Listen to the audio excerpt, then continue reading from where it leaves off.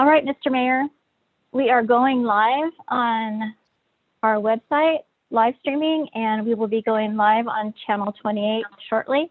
And so you can start the meeting. Very good, thank you.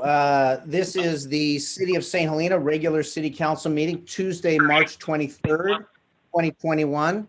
And Cindy, would you get us started with the information about remote access and Spanish language interpretation?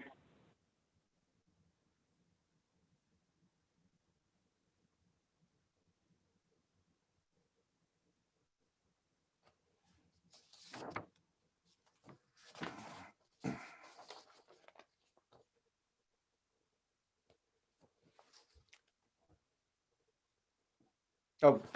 For participation in public comment by phone, if members of the public would dial 669-900-6833 at the prompt, enter 886-8663-6475, which is the meeting ID. You press pound, and during public comment, you would press *9 to speak. And for participation, tonight's meeting will have live Spanish interpretation. To access the interpretation, you will need to use a Zoom application from either your cell phone, tablet, or computer. Instructions on how to use the Zoom app are listed in English and Spanish on the agenda posted on the city's website.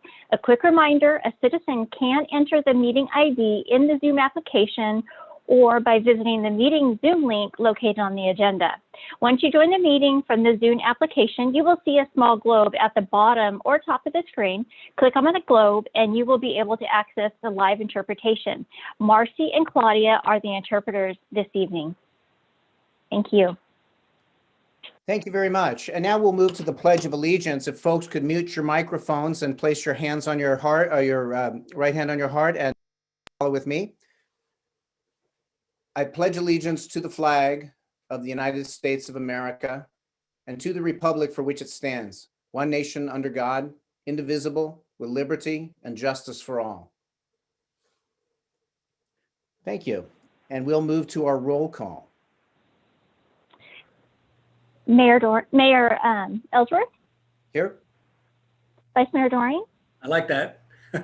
I'm here. Councilmember Chateau? Here. Hall? Here. And Hardy?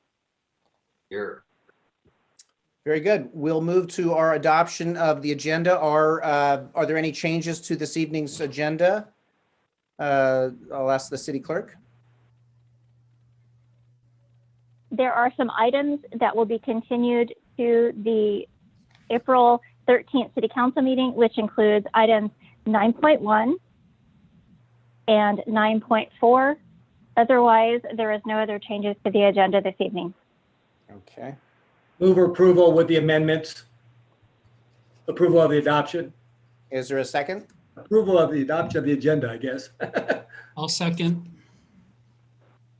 And a roll call, please. Vice Mayor Doring? Yes. Councilmember Hall? Yes. Hardy? Yes. Chateau? Yes. Mayor Ellsworth? Yes. We will move now to public forum. This is where members of the public are entitled to speak on matters of municipal concern not on the agenda. Each person's comment shall be limited to 4 minutes. Each person is entitled to speak on any non-agendized item only once at any meeting. Brief questions by council members for clarifications may be posed and answered, and council members may make requests that items be placed on future agendas. But in accordance with state law, no substantive discussion or action may take place unless and until the matter properly appears on the agenda. Is there any public comment at this point? There certainly is, Mr. Mayor. The first person to raise their hand is Carlotta. And Carlotta, I will be timing you for 4 minutes. And I am going to unmute you so you can address the City Council. You are now unmuted and you should be able to unmute yourself to address the City Council. Hi, can everyone hear me? Yes. Yes. Thank you. Hi, this is Carlota Sainato, Program Coordinator with the Napa County Bicycle Coalition. I just wanted to say a quick thank you to the City Council for prioritizing safe routes to school. We're really looking forward to sharing the outcomes and recommendations from our Safe Routes to School walk audit process that we've been doing at each of the public schools in St. Helena, and we're anticipating having that information ready to share in the coming months. We also want to acknowledge the city engaging in important conversations surrounding bike and pedestrian safety around Grayson and South Crane. It's really important to recognize the need for bicyclist and pedestrian safety, particularly given the two public schools and the public park on these streets. So we appreciate that the City Council is looking carefully at these corridors. Thank you. Thank you. Is there additional public comment? There is. Chris Malin, I'm going to, just 1 second. I'm going to allow you to speak. You should be able to unmute yourself and address the City Council. Good evening. My name is Chris Malin, and I'm the Executive Director of the Institute for Conservation, Advocacy, Research, and Education. And tonight I am coming to you as the Executive Director, and I continue to be very alarmed and concerned about the Clover Flat landfill and the pollution that's contaminating our groundwater and our surface water. I just finished reading the Golder report, and I admit I did go through it rather quickly, and we'll spend more time on it, but there were some red flags as I was scanning through the document. Golder is the hired consultant that does the groundwater monitoring, and they do field inspections. And I read the field notes, and under any fatal risk controls present, there were 3 yeses. And these are yeses that could cause fatalities at the site. And one was equipment did not pass, and he checked the box saying yes, it could cause a fatality, but there were no notes about what equipment could cause fatality. There was a yes, a box checked yes for driving that could cause a fatality. And he checked the box, are there any facts not already covered in the work method statement which could result in injury, illness, or environmental harm? And he checked yes, but no notes. So it was incomplete, but it was concerning. As far as the wells go, they still haven't fixed the wells. There should be fully functioning groundwater monitoring wells at the site, and they've been defunct since the Water Board recognized the well monitoring problems back in 2019 when they had massive failure at Clover Flat, and leachate was deliberately released into the river. And when they did the well inspection, they found only 2 wells that were actually collecting data. And here we are in 2001, and there's still 2 wells, according to the field monitoring, that are still not working.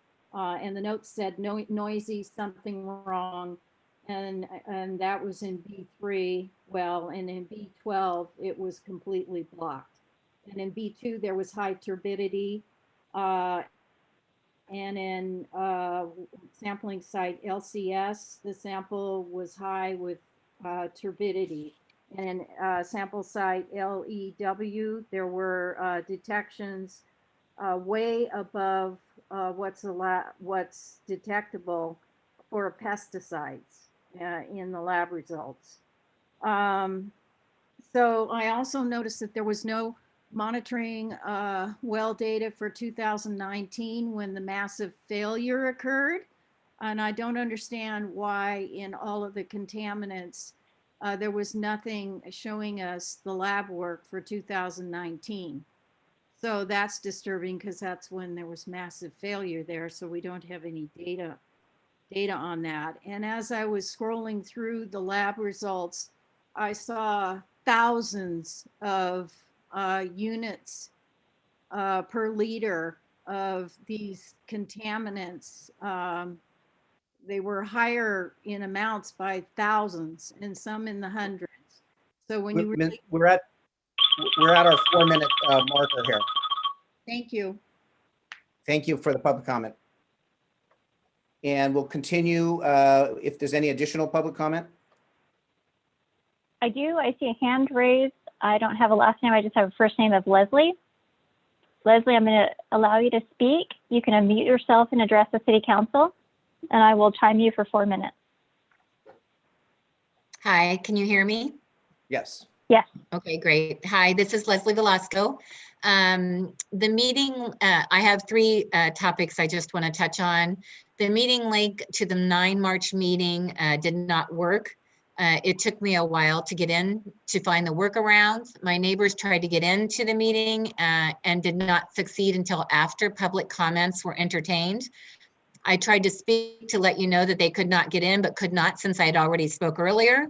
I would like to request that all meeting links be tested for accuracy before being posted and sent out to avoid this happening in the future. It's not fair to ask for public comment and then not make the meeting public. Number 2, I attended the 15 March meeting where the council was informed about UVDS operations. This meeting was scheduled late on Friday for early Monday morning. It gave no time for notice for people to rearrange schedules to attend, much less learn that the meeting was happening. I would like to request the meeting be held on UVDS for more public participation and feedback regarding the operation. At said meeting, I was dismayed to hear the radiation incident be diminished to the point of being negligible. I have seen public records obtained by public request where 2 of the tanks were noted as exceeding California MCLs rather spectacularly. This was their verbiage. This resulted in several UVDS employees going to the hospital for testing and possible hospitalization. I am concerned that incidents like this and others have been recorded are minimized for the sake of retaining an operation that has not gone out to competitive bid for decades. Thank you. Thank you. Is there additional public comment? There is.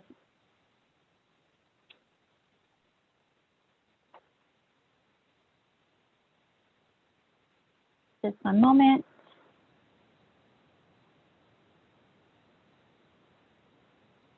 Mr. Krebs is on the line. He would like to address the City Council. I am going to unmute you, and you should be able to unmute yourself and address the City Council, Mr. Krebs.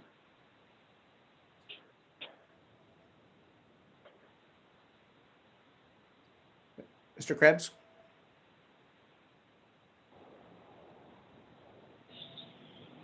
Are you muted? Mr. Krebs? I show that you're unmuted.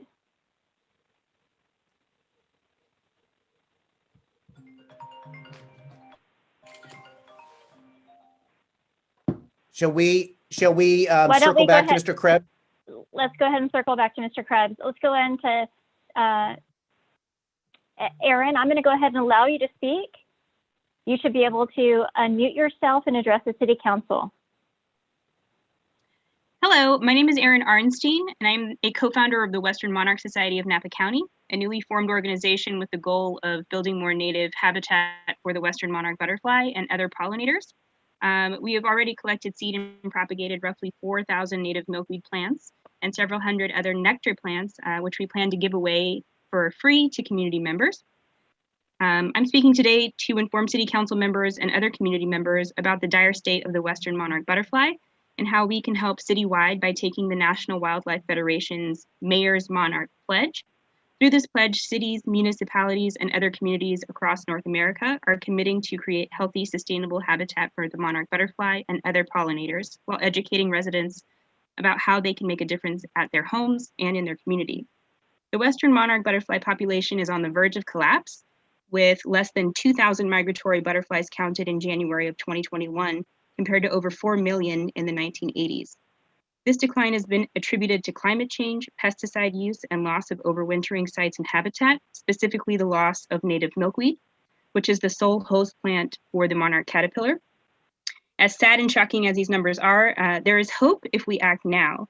Mayor Ellsworth has already shown his support by signing this pledge as an individually elected official, and we applaud you for your commitment to maintaining diverse ecology around St. Helena. Thank you very much. I am now laying the groundwork for all City Council members to officially support this grassroots community effort and to officially make St. Helena a safe harbor for the disappearing Western monarch butterfly. To implement the Mayor's Monarch Pledge in our community, the program involves 3 simple steps. The Mayor takes the free pledge online, community members initiate action, and we report back what those actions are. It's very simple. The best part about the pledge is that there's something that each community member in St. Helena can do literally in our own backyards, and that is to plant native milkweed and rebuild habitat. The Western Monarch Society is already doing a lot of the work that qualifies our city to partake in this pledge and gives our community a head start. And we are happy to act as a pollinator conservation task force on behalf of the city. By joining forces and taking this pledge, the Western Monarch Society and the City of St. Helena can work together to help educate community members and take more action to help save this beautiful insect. The support of the Mayor and the City Council means having a larger platform for the Western Monarch Society to do our important work locally and gives us a wider partnership with our agricultural community, open space district, and parks associations. In addition to giving away our milkweed and native plants, the Western Monarch Society has initiated community science efforts, is engaging landowners, community garden groups, nonprofits, and other educational organizations, and is planning to apply for Xerces Society grant funding for larger habitat restoration this fall. The Western Society is ready to help the City Council initiate even more efforts for St. Helena, from proclaiming a Monarch Day or celebrating National Pollinator Week to developing community gardens. With your help, the possibilities are endless. Together, we can ensure the future generations have the chance to enjoy this iconic butterfly. City Council and community members, we hope you will join us in making monarch butterfly conservation a priority in our community by joining Mayor Ellsworth in supporting the Mayor's Monarch Pledge. I look forward to submitting a proposal for your review and hope to be included in a City Council meeting agenda in April for an official vote to take action citywide to create more native pollinator habitat. Thank you very much. Thank you. And I had heard that we'll have an echo. Napa Mayor Scott Sedgley had also signed this Monarch Pledge, and hope that we can, as a council, all get together on this. So hopefully that this can come back with some action steps to get everybody engaged. So thank you very much. Is there any additional public comment? We do. Let's see if, okay, Mr. Krebs is going to be lowering his hand. And the next person, I have a phone number. The last 4 digits is 5662. I will allow you to speak and address the City Council. So if you unmute yourself, you can address the City Council, maybe hitting *9.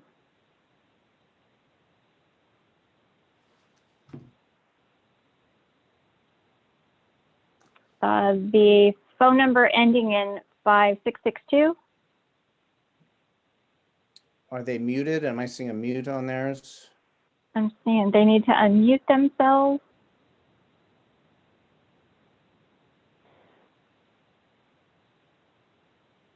Or I'm sorry, hit *6. There you go. Okay, we've got you now. Hi everyone. This is Tom Belt calling, and I thank you for the opportunity to share my comments this evening. As wonderful as it is living in St. Helena, many of us recognize there are still improvements needing to be made. And for me, it has been frustrating watching the city trying to equitably manage its water enterprise since the 2011 utility rate study. I've tried making phone calls, writing letters, sending emails, speaking in front of city councils, and citing sections of California Proposition 218 that should be complied with. Yet little has changed. The good news is, though, I'm not giving up. I think the water restrictions and fines we are currently facing may finally stimulate city management to more closely look at our limited water supply and further adopt a more equitable water rate system during the next utility rate study. As I see it, the 3 biggest issues facing St.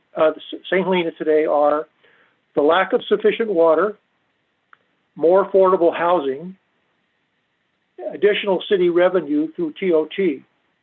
And upon closer inspection, there is one common theme linking all three of these issues. It is our insufficient water supply. At the February 23rd City Council meeting, Public Works reported our city has an 11% unaccountable loss in its water delivery system. This equates to a loss of 60.5 million gallons a year, largely because of old leaky water pipes. Obviously, this represents a significant loss that, if corrected, could help reverse all three of our city's major issues. Recently, when City Council approved the new Farmstead Hotel, it projected the lodging would require 2 million gallons of water per year. While this seemed like a lot to me during a Phase 1 water restriction, really it's just a drop in the bucket compared to 60.5 million gallons being wasted through our city's leaky water system. 60.5 million gallons purchased from the city of Napa is costing us $723,000 a year for water leaked into the ground. According to city staff, the cost to replace our city's storm drains, water lines, and needed improvements to Bell Canyon Reservoir would approximate $50 million. If replacing part of our water infrastructure would help solve most of our city's needs, why not place a general obligation bond on the next election this November? Interest rates are currently historically low. A large portion of the city's property tax is being paid by second homeowners, and while the pipes are being replaced, the city could install purple pipes next to its new water lines. We have been informed our new sewage treatment plant will provide us with tertiary water, so why not increase our potable water supply by 16.5 million gallons and at the same time increase the amount of recycled water available to us? Since 2014, our city has declared 4 Phase 1 and 2 Phase 2 water emergencies. Current predictions point to warmer weather and less rainfall. ABAG has projected we need to increase our affordable housing by 240 units, and by building a new city hall, building a new city hall could be postponed while the city occupies a portion of the Napa College's Upper Valley campus. To me, the answer is obvious. Let's vote for a new general obligation bond like we did years ago for the $60 million a year in bonds we approved for our city schools. And thank you very much for listening. Thank you. Is there additional public comment?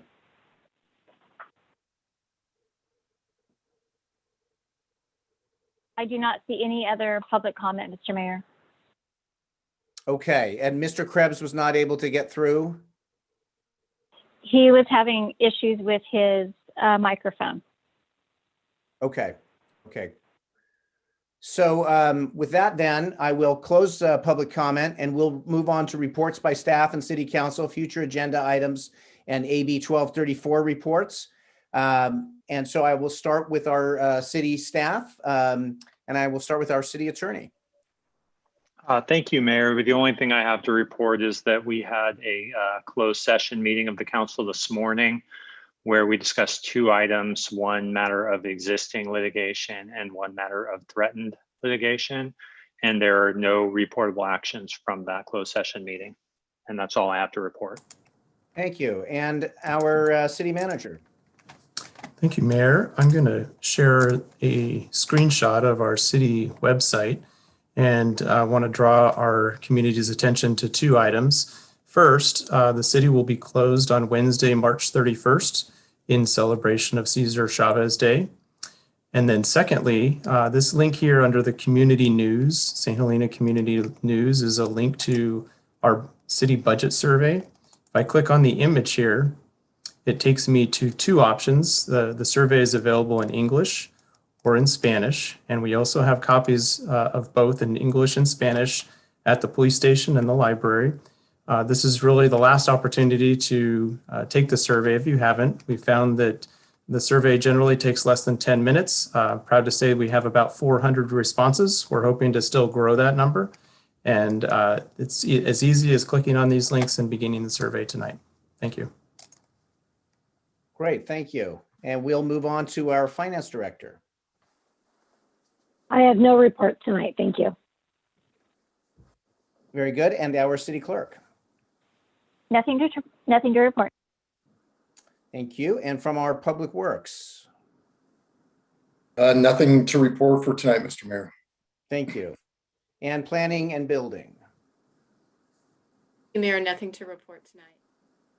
Thank you. I do want to thank our planning department for putting forth the excellent housing presentation at the special meeting today. It was very, very informative and great to know that's moving forward. So thank you.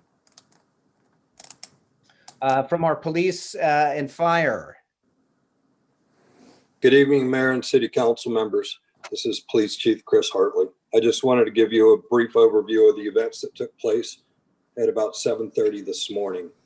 We were dispatched to a call of an active shooter at the Veterans Home. St. Helena Police Department, along with CHP and Napa Sheriff's Department, responded. The reporting party reported that she saw a female subject enter the hospital with a shotgun. Through some misinterpretation, it came across the radio as shots had been fired. Shots had not been fired. After evacuating the hospital and a thorough search of the grounds, it was determined that the call was unfounded. I just wanted to make sure that I got that out there and dispelled any misinformation. That's all I have. Thank you. Thank you very much. And we will move now to our council members. I'm seeing Council Member Hall.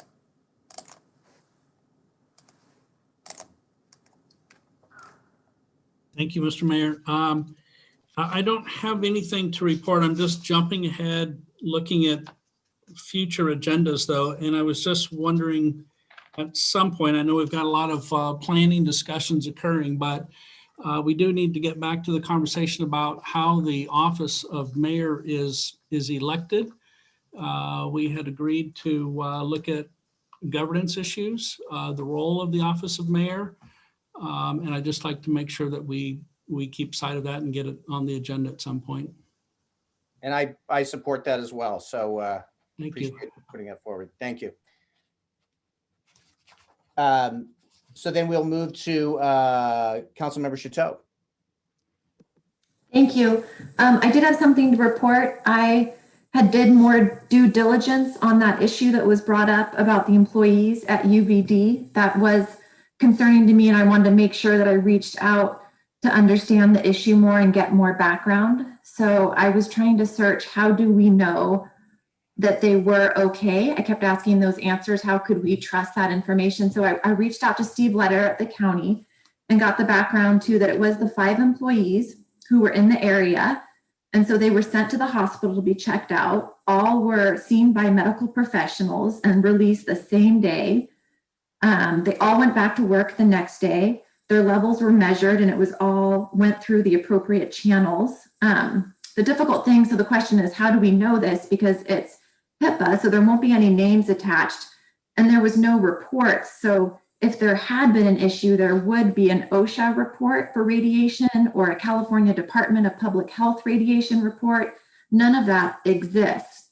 So what we have here is it's a negative, that there's just not the kind of reports that if there was something with the higher radiation levels, we would see that. So that's what I have right now. I just wanted to make sure I followed up on that issue because it was concerning to hear that. And from everything that I found, that it has gone through the appropriate channels and there is not something that exists to prove otherwise. And then I just also wanted to comment on the Monarch butterfly from Aaron. I'm sorry, I can't pronounce the last name. I didn't write it down clearly enough, but I would love to look at that and how we can partner with building the habitat here in St. Helena. Thank you. And we'll move to Councilmember Hardy. Thank you. Well, I've just started some follow-up of my own on the subject of possible impacts of the landfill on downstream waters, especially Napa River. Haven't got far enough to have a detailed report for the council, but I hope to at our next meeting. And following on Councilmember Chateau's comments, I'm reminded this evening, growing up fascinated with the monarch butterflies, learning how to distinguish the monarch from the viceroy, and they're really paying a lot of attention to that. It's very alarming to me, the current trend, and I look forward to more engagement on that subject. Thank you. Thank you. And we'll move to Vice Mayor Doring. Thank you, Mayor. I have nothing to report, but I think it would be appropriate to welcome John Wanger to the city. He was off and on, and I just want to make sure he has an email address so that we can start sending him emails. But anyway, I don't know if you're going to welcome him later, but I think it's a good time. There you are. Welcome to the city of St. Helena. Thank you for willing to be a part of our many projects going forward. We hear good things about you. Thank you for the opportunity. I hope I can do as good a job as Erica was doing. Thank you, Mr. Wanger. We're very pleased to have you here. Thank you. So I have just a few brief things I want to remind folks as we get sort of to a drier season, seeing some wind, just to be careful with open flame of any kind, any sparking open flame. We just want to be as careful as we can as we move forward. So I just want to put that reminder out there. I know that our city manager has a COVID update. We continue to talk countywide regarding moving forward into recovery and wanting to keep reminding folks of the protocol with vaccines rolling out.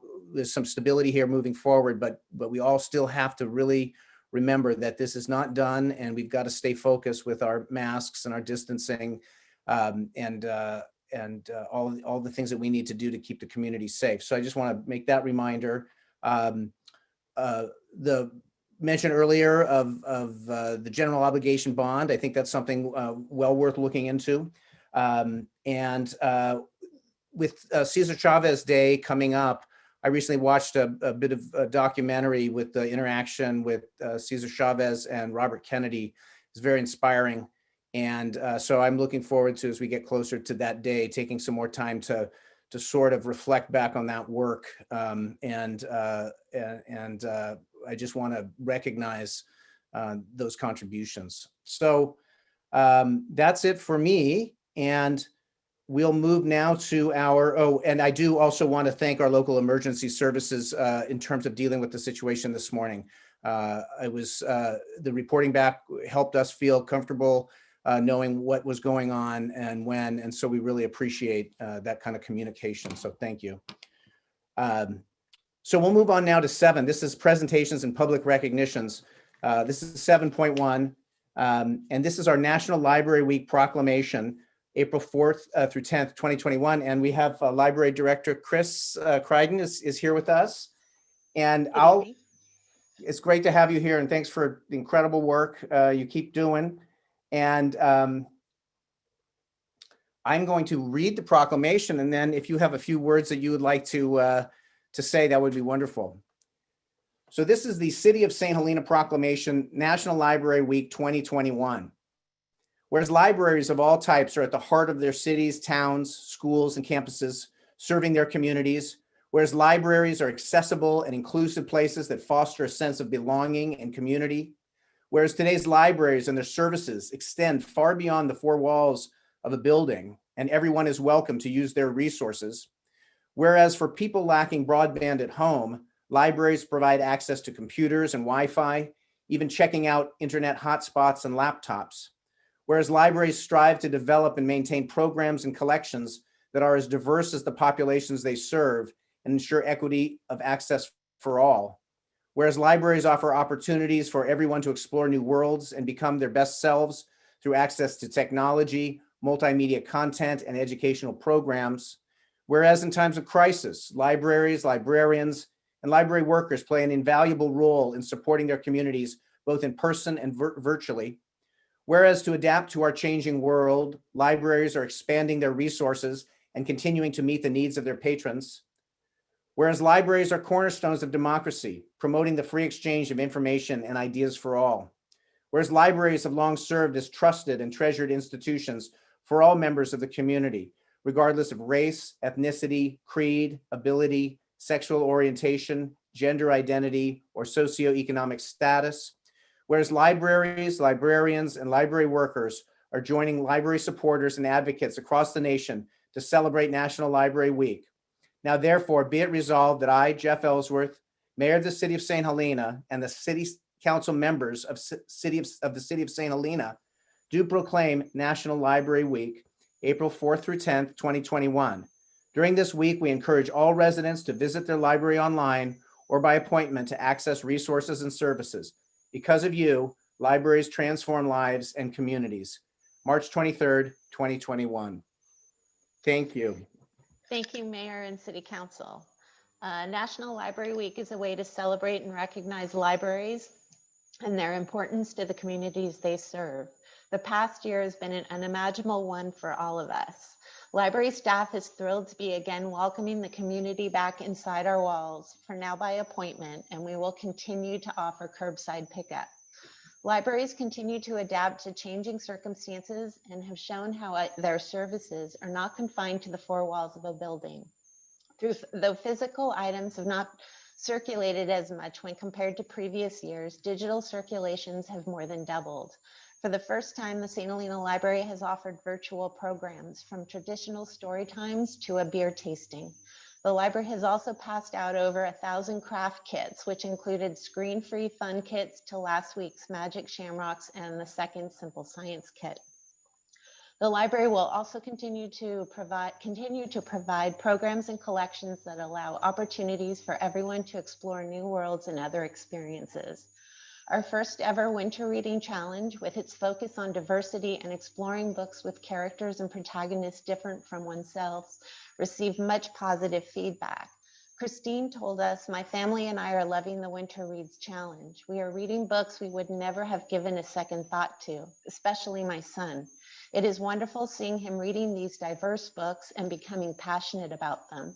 You've opened a new world for us. This is exactly what we needed, and the entire community will benefit from this program." Christine was not the only one that let us know that they had read books they might not have read otherwise. I would like to thank Friends and Foundation for their continued support of the library. This year it included expanding our outside Wi-Fi coverage to include more of Library Lane and making it possible to provide the kits the library had been making available. I would also like to thank the amazing, hardworking, and dedicated staff at the library, which have now served their community through a pandemic and another 2 major fires. For some, the year also included roles in the city's Emergency Operations Center, which, while still fielding the inquiries made to the library. The library staff have adapted and continue to make the St. Helena Library an amazing organization and institution. They are, I'd love to give them a shout out, Lynn Albright, Marilyn Coy, Kim Farmer, Janice Humphrey, Clara Ibarra, Mara Cosling, Kate McBride, Mariah McGuire, Letty Olivier, Cecilia Rotho, and Pauline Suntz. And I would also be remiss if I didn't include Leslie Stanton, who, though retiring last July, she continues to lend a helping hand and to serve those who use the library. So I'd like to thank you again for the proclamation and for the continued support of the library. Thank you. What wonderful work you and the library staff have done overall, but particularly through this pandemic and these emergencies. Such a thread for our community, keeping everybody engaged. And so it's meant, I know you know how much it means, but words cannot put it in, we cannot put it there with words. So thank you. St. Helena is a great place and a wonderful community to be a part of. So thank you. Okay, so we'll move now to our city manager with the COVID update. Thank you, Mayor. I will share my screen again. And what we're going to look at is the blueprint for a safer economy. And today, the state has updated the various tiers statewide. And so today we see statewide approximately 10% of the state has moved from the purple and red tiers into the moderate tier. That's good news for restaurants in particular, because they are able to serve indoors at 50% occupancy. And we anticipate a number of the areas in red, including Napa County, will be soon moving from the red to moderate, the orange category. So we in Napa County anticipate moving approximately a week from tomorrow on the 31st. And so what that will mean for our restaurants is 50% occupancy. Those that have outdoor dining will continue to use that. And we are grateful for the transition here. When we click on the Napa County statistics, these numbers are looking very good. I'm going to pull that up again. This just takes a moment to load. So our adjusted tier rate is 2.8. That was in the 6 range just 2 weeks ago. The positivity rate in our health equity quartile positivity rate continued to drop.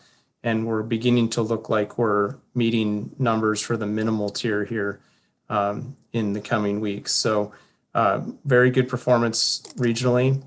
And in terms of vaccines, there are different vaccines that are being made available in Napa County. It does change from week to week, from day to day at times. In Napa County today, they have administered over 70,000 doses. So that number continues to climb, and I'm happy to answer any additional questions you have. Are there any questions from council?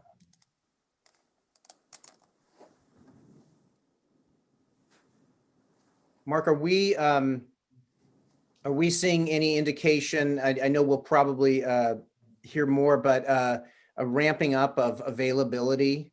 Are you hearing through your lines of communication that we'll be seeing that increasing? In terms of vaccine availability?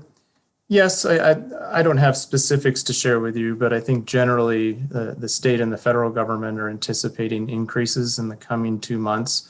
And so as information becomes available, we'll share those details. But the numbers have been quite high in terms of dosages administered in Napa County relative to other counties. But obviously we have more population to serve, and that continues to be a focus. Okay, thank you. And then thank you also for the community, as the vaccine program was rolled out.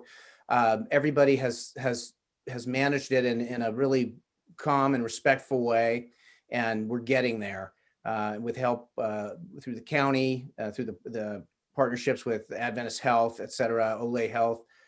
So we're getting there, and just thank you to everybody for sort of the patience and then the sort of calm, respective manner in which this is getting rolled out. We're doing an excellent job, and as we said, we're in terms of in the state, we're at the top levels of getting this done percentage wise. So thank you, everybody.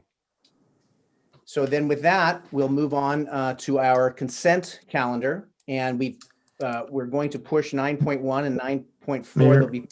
Mayor, I'm sorry to interrupt you. I believe Councilmember Hall may have a question. Oh, I'm sorry. I didn't see your hand. Thank you. I'm sorry.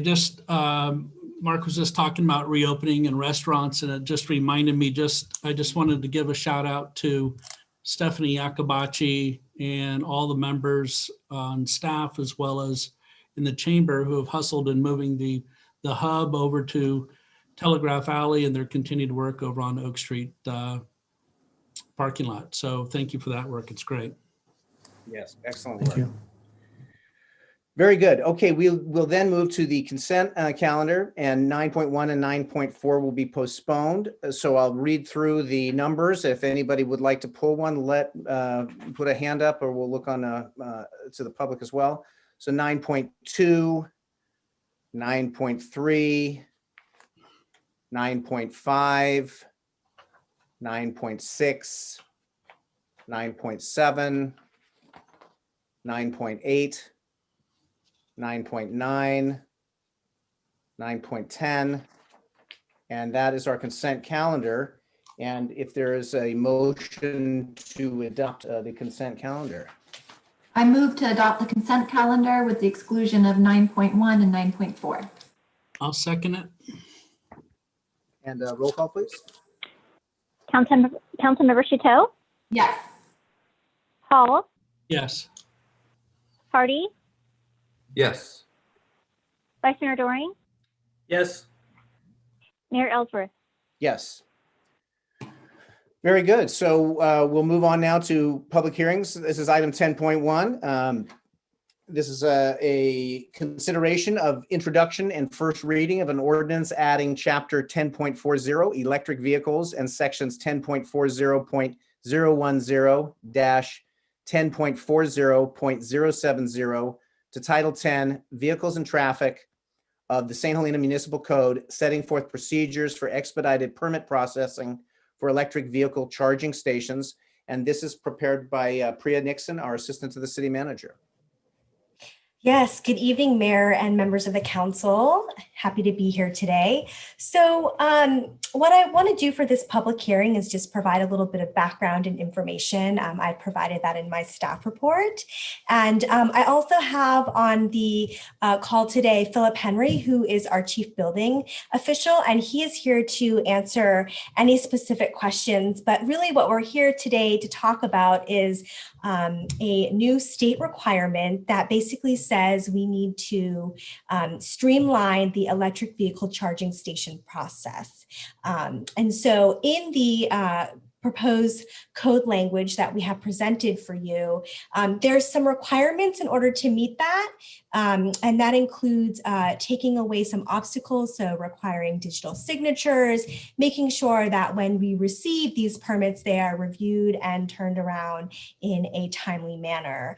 This is a pretty standard change to the code. I know this happens frequently. Every few years, the council will receive some updates to building codes, and this happens to be one. I would like to mention that I know the council does have a commitment and a goal to climate change. And so by adopting this code language, you are removing some of those obstacles to make it easier for those who want to add in electric vehicle charging stations. And with that, we brought this code language to the Active Transportation and Sustainability Committee for them to provide some feedback and ask some questions as well. And they were very supportive of it, and they read all of the language when we talked about the purpose of this. So I'd also like to thank our city attorney for helping with this. And with that, that is my presentation. As I mentioned, we have Philip Henry here who can answer some questions about the details around this. So thank you so much. Thank you. And I will see if there's any initial council comment or questions at this point before I open public comment. I'm seeing Vice Mayor Doring. I'm not sure if the city clerk had something to offer before I start. Okay, I thought I saw your hand. Just one question that I had. It's under section 10.40.040, permit application processing, page 317. It says, prior to submitting an application for processing, an applicant shall verify that the installation of an electric vehicle charging station will not have specific adverse impact to public health and safety and building occupants. My question is, who are we allowing to make that representation? Is that the owner, or does the owner actually have to have an electrician or some other trade make that determination? No, the owner can make that determination, but basically we would verify that as a building department as part of our plan review. And so nothing has really changed. They still have to comply with Article 625 of the California Electrical Code. So they can't, by adding in this electric vehicle charging station, make it a hazardous situation. But the idea behind this streamline permitting ordinance is to make sure that building departments across the state put these in as a priority to get them reviewed right away, and make sure that there's not any obstacles in applicants' way to getting these permitted. It really is just trying to get the state to, we basically are encouraging, not only as a state, but as the building department, that people put in these electric vehicle charging stations. So we're just trying to remove any obstacles, but they do have to comply with all the safety requirements. Thank you. And I'm seeing Councilmember Chateau. Yes, I just wanted to point out that on our countywide climate action committee work. There's many of the other cities have already adopted this. There's some friendly competition, and this comes up and we get reminded about it. So I was so glad to see this now. Thank you. And just to talk about the bigger goal about it being so important to encourage this infrastructure for electrical vehicles, because the number of people that drive them is still much smaller than where we need to be. So the more that we do this, the better. So I'm so happy to see this. Thank you. Thank you. Yes, this is just an excellent step, and want to thank staff for getting us here. In our climate goals, this is a step that's going to make it easier for folks to help make that transition. So thank you very much. With that, if I'm not seeing any additional council comment or question, I will open it. We'll open it now to public comment and see if there's any comment here. There is. Mr. Shanker, I'm going to allow you to speak. You may unmute yourself and address the City Council. You will have 4 minutes. Okay, this is Gopal. I hope you can hear me. Right. Yes. Yes. Yes. So thank you very much for getting this in front of your, on your agenda. A little bit of, less dry background, beyond it just being an ordinance.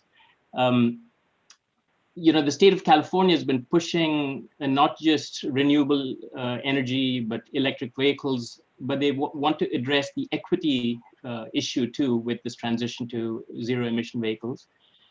And most people don't buy electric vehicles for 2 reasons. One, they think they're more expensive. And second, they think, they don't have either really or they believe they don't have access to charging infrastructure. So this is a major step to help get us in, to remove one of those obstacles. I've already started the process of promoting charging stations being implemented at workplaces. And so getting, quick approval is going to allow people who are renters to use the workplace as their primary charging location. So this is great.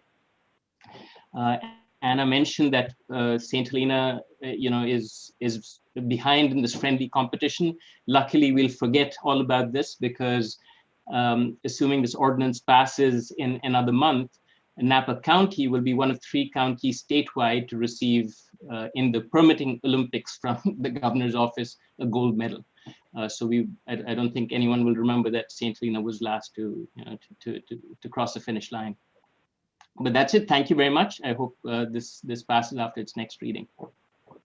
Thank you. And I think that Mr. Shanker deserves a gold medal as well for his work on this over the last number of years. The persistence and the patience and the commitment and the helping everybody understand the necessity of moving in this direction. And so just a deep thank you to you for your consistency, Mr. Shanker. Is there any additional public comment? I do not see any other public comment, Mr. Mayor. Okay, very good. So we'll bring it back to the council and see if there's any additional comment or question, and we'll look at the recommended actions. If I'm not seeing any additional comment or question, the recommended action is to find that the proposed ordinance adding chapter 10.40 electric vehicles and sections 10.40.010 10.40.070 to Title 10 Vehicles and Traffic of the St. Helena Municipal Code, setting forth procedures for expedited permit processing for electric vehicle charging stations is exempt from the requirements of CEQA pursuant to sections 15060C2 and 15060C3 of Title 14 of the California Code of Regulations. And staff recommends introducing and conducting the first reading by title only and waive further reading of an ordinance adding chapter 10.40 electric vehicles and sections 10.40.010.40.070 to Title 10 Vehicles and Traffic of the St. Helena Municipal Code, setting forth procedures for expedited permit processing for electric vehicle charging stations. And so with that, we would be looking for Anna, this is yours. Thank you so much, Vice Mayor Doreen. I move approval of the staff recommendations, and thank you, Mayor Ellsworth, for reading all of that. That's fantastic. Second. And a roll call, please. Councilmember Chateau, Yes. Vice Mayor Doring, Yes. Councilmember Hardy, Yes. Paul, Yes. Mayor Ellsworth. Yes. Thank you again, everybody, for the great work on that, on getting there with that. So, and now we'll move on to item 10.2. This is consideration and proposed approval of the annexation of territory into the St. Helena Municipal Sewer District, number 1, MSD annexation number 138, 222 Pope Street, St. Helena, California, 94574, APN 009-030-038. And this is CEQA determination. It is determined that the ordinance is exempt from CEQA pursuant to guidelines sections 15061B1, 15061B2, and specifically the general rule section 15061B3, where it can be seen with certainty that the proposed action will have no significant effect on the environment. And this was prepared by Martin Beltran. Is he with us this evening? Yes, I am. Thank you. Good evening, Mayor and City Council members. As part of the sewer annexation process, this item was first brought to Council on February 9th, and a resolution was adopted to proceed with tonight's public hearing. This project was previously presented at a Planning Commission meeting on February 4th, 2020, and as part of the process and conditions of approval, it is a requirement and condition of the project for the property to be annexed into the city's sewer system. If Council approves the resolution following tonight's hearing, City staff will then process the annexation with Napa County and the state. There has been no public comment submitted to staff, and we're available if there are any questions. Thank you. Thank you. Are there any questions or comments from staff? I'm sorry, from Council. I apologize. Any comments or questions? Seeing none, I will then open it for public comment and see if there's public comment. I do. I see a hand raised. Ms. Malin, I am going to allow you to speak and address the City Council. You can unmute yourself.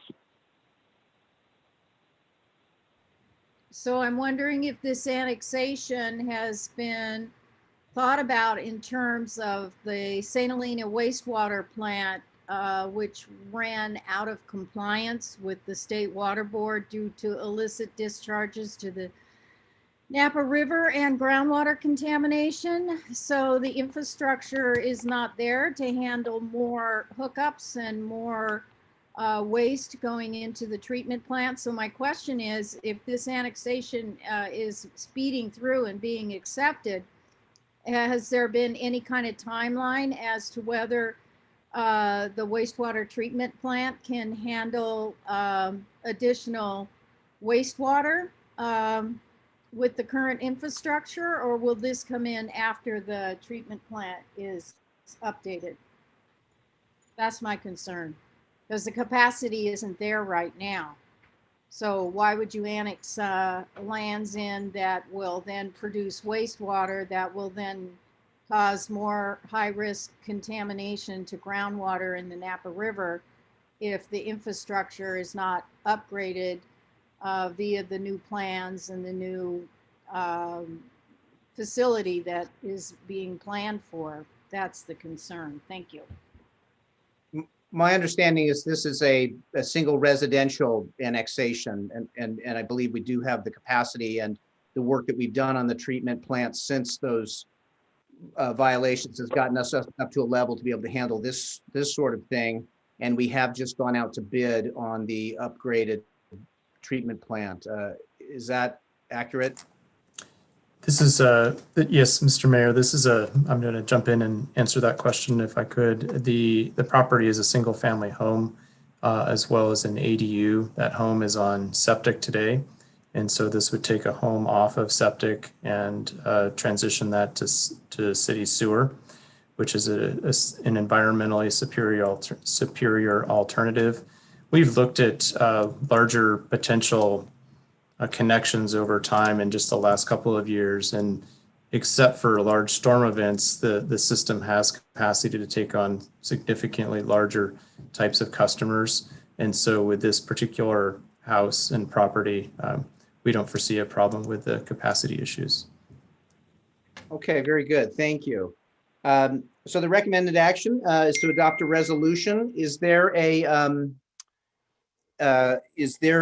motion from the council to move this forward? So moved. Second. And then we'll do we, Mr. City Attorney, do we need to read the? No, you just need to move staff recommendation. Okay, very good. And so we will go with a roll call now, please. Vice Mayor Doring, Yes. Councilor Hardy, Yes. Hall, Yes. Chateau, Yes. Mayor Ellsworth. Yes. Okay, very good. We'll now move to item 11.1. This is consideration of replacing Councilmember Anna Chateau per her request on the Zoning Code Ad Hoc Committee. The recommendation is the council discussion and replacement made to serve on the Zoning Code Ad Hoc Committee. And Councilmember Chateau, would you like to give a report? Sure, yes.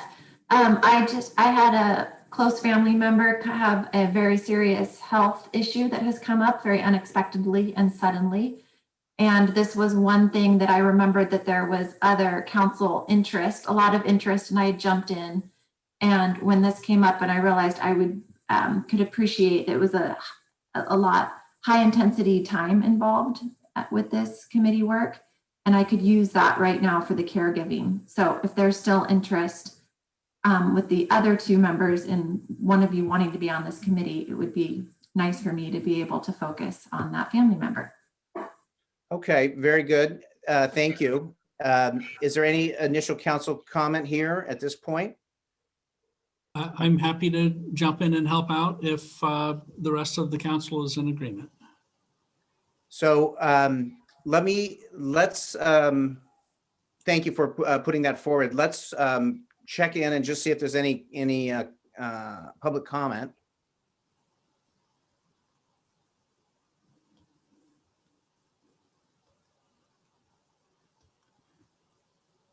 And are we seeing any?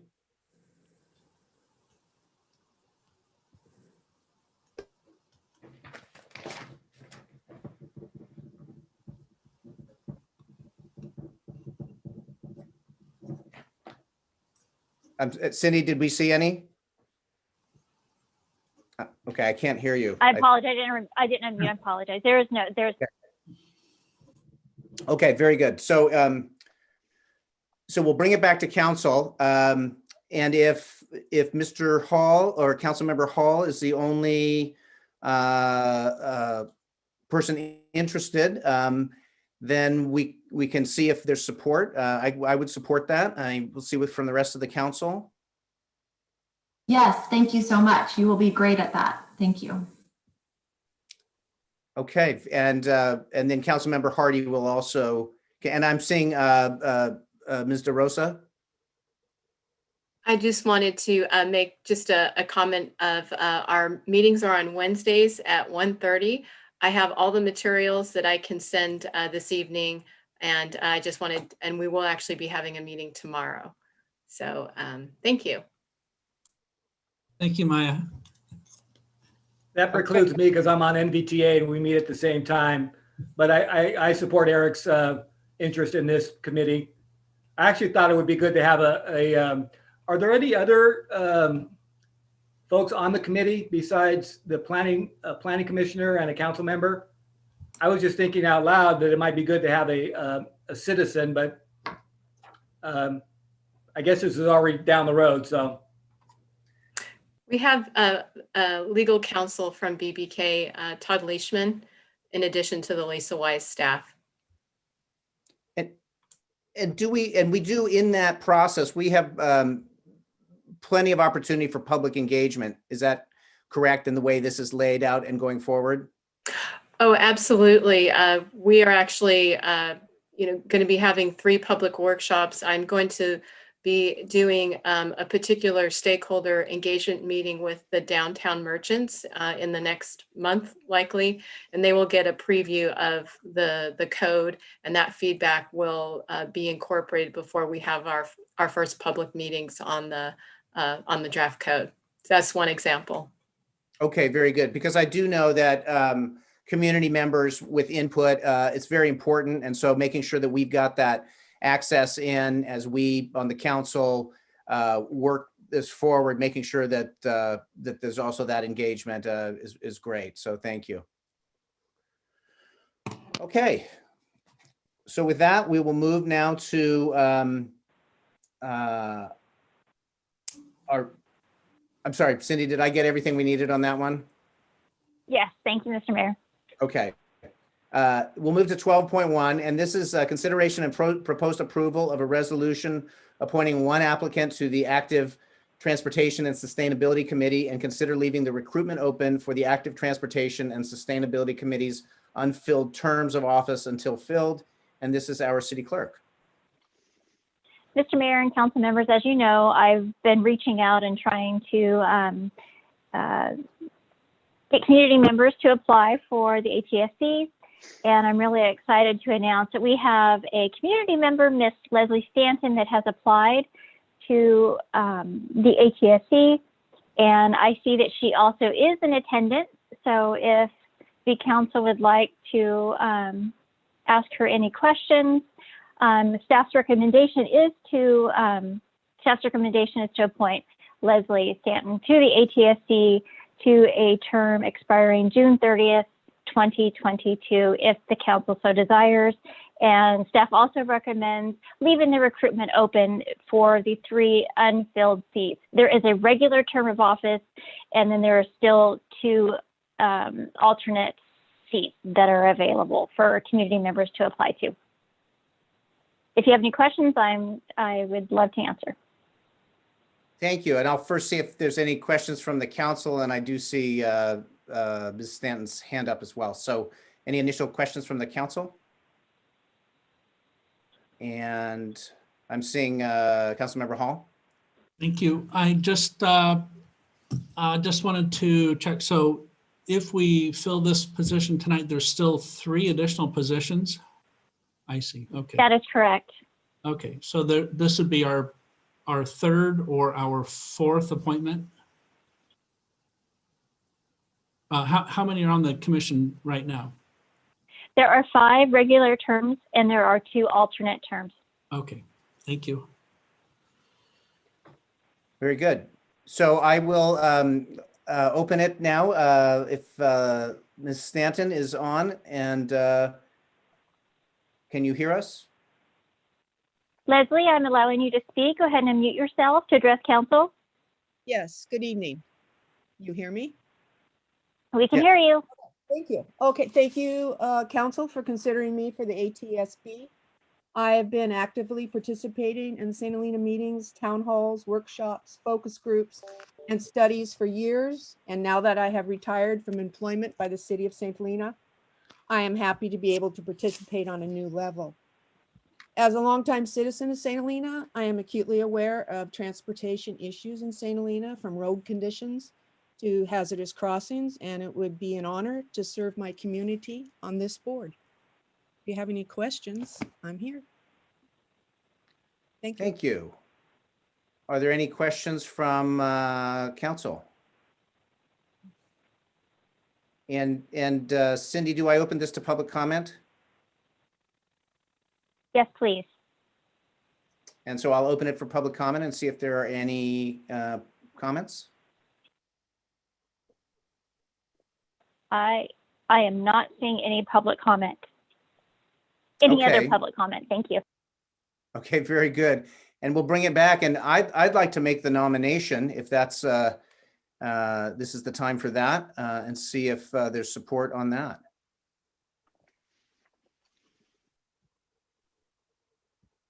Second. And a roll call, please.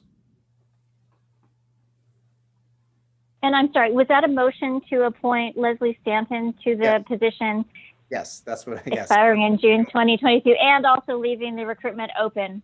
Yes. Just confirming. Okay. Second. Mayor Ellsworth, Yes. Vice Mayor Doring, Yes. Councilor Chateau, Yes. Hall, Yes. Hardy. Yes. Okay, very good.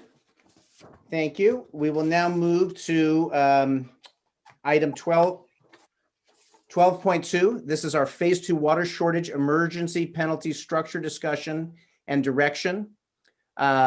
This is prepared by Dr. Mitz, our Finance Director. Great. Thank you, Mayor, council members, and members of the public. So tonight's item in front of you, it is a Phase 2 Water Shortage Emergency Penalty Structure and Discussion. Following the implementation of the Phase 2 water emergency back in October, the city did reach out to Raftellus to get together a contract with us so they could actually look at the data that we have regarding our water usage, also look at proposing a water shortage penalty development, and also look at our shortage allocation analysis, and then finally to prepare a water shortage penalty policy memorandum. So we do have Raftellus at the city council meeting tonight to be able to present their findings to us. So from Raftellus, we do have Kevin Kostick will be making the presentation. As of right now, they have completed tasks 1 through 3. The final task that they will complete is the water shortage penalty policy memorandum. In addition to Kevin's presentation tonight, which is broken out into 2 different phases, the first is based on the recommendations for the penalties. And then the second phase, once we make the determination on the recommendations for penalties, and then we'll go into their analysis on the shortage allocation, which equates to the allocation between residential as well as non-residential properties. And I do have a real quick slideshow in the middle of all that we can break to, where we actually did an analysis of what their penalty rates would look like on several residential customers as well as non-residential. So with that, I'm going to be turning it over to Kevin Kostick, and Cindy has a PowerPoint that she'll be bringing up. Thank you, April. Good evening, Mayor and City Council. It's good to be with you. My name is Kevin Kostick. I'm a manager at Raftellus in our rates practice out of our Los Angeles office, though I live and work in Santa Barbara, California. If we can advance to the next slide. I think April already discussed our roadmap tonight, so we're going to start with shortage penalties. That's going to be our primary focus tonight. We'll pause in the middle to discuss, and for those additional slides on example penalties based on the recommendation that April's developed. And then we'll discuss how you actually allocate water in shortage and the analysis that Raftellus performed, and some future considerations, some things that we think you may want to look at in the future. Next slide.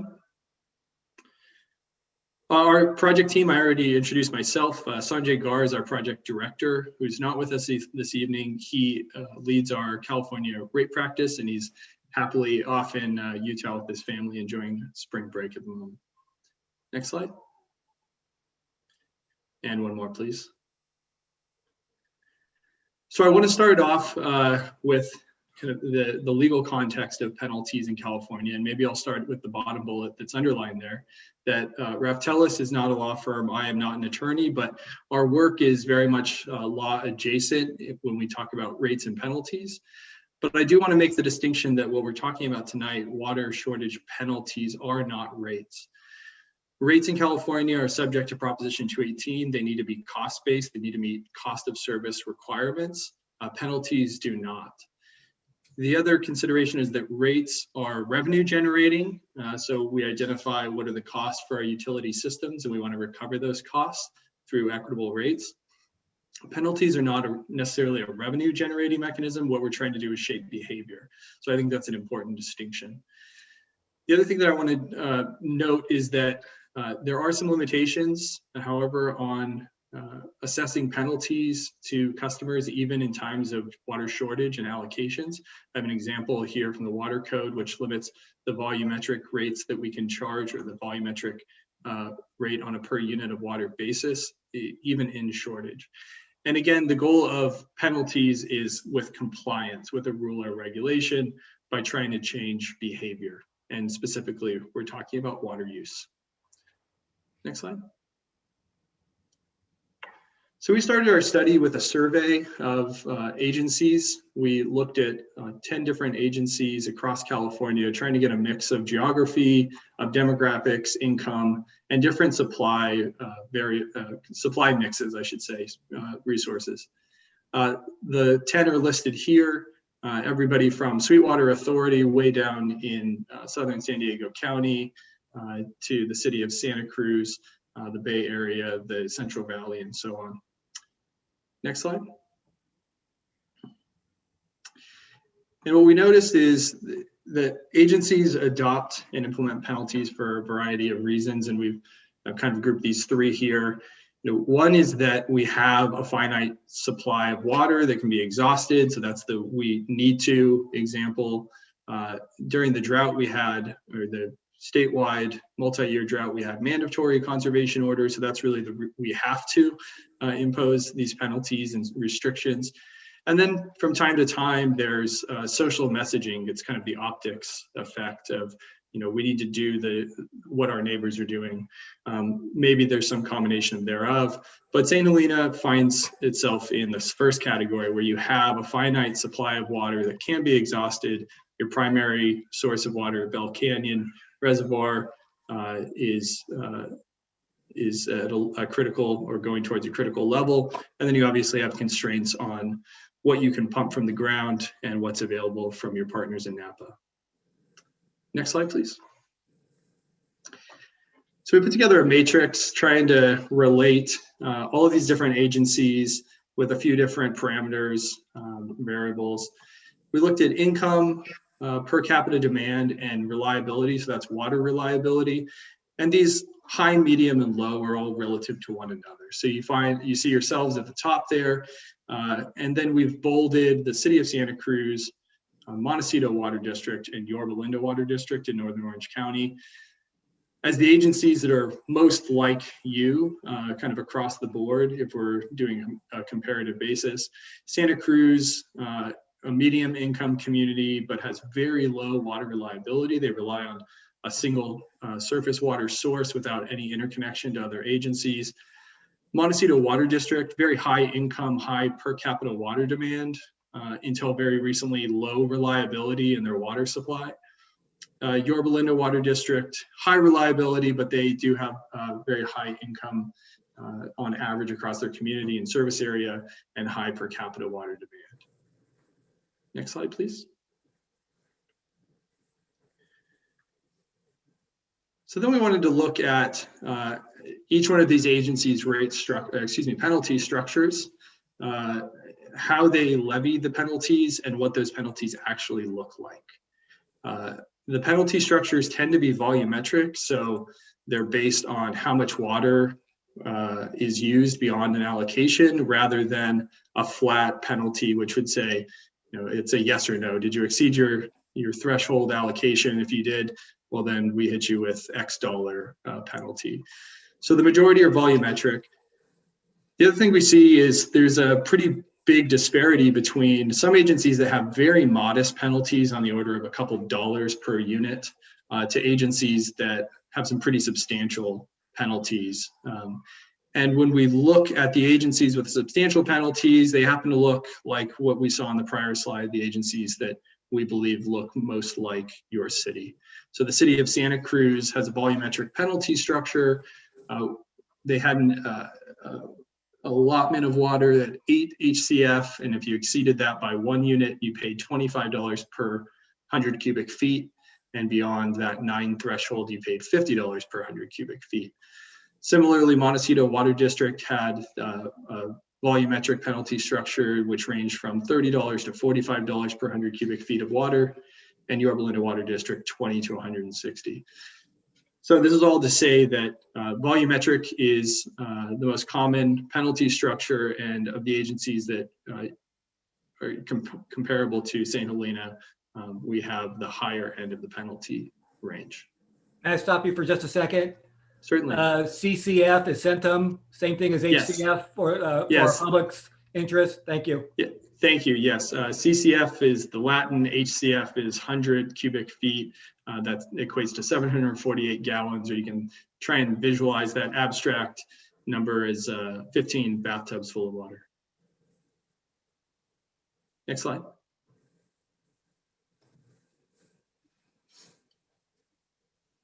I'm sorry, if we could advance one. So we have a few different options as far as how we structure our penalties. The first would be a violation base. So again, this is just a flat fee. It says, if you exceeded your allocation, we fine you $25, and it's like a citation.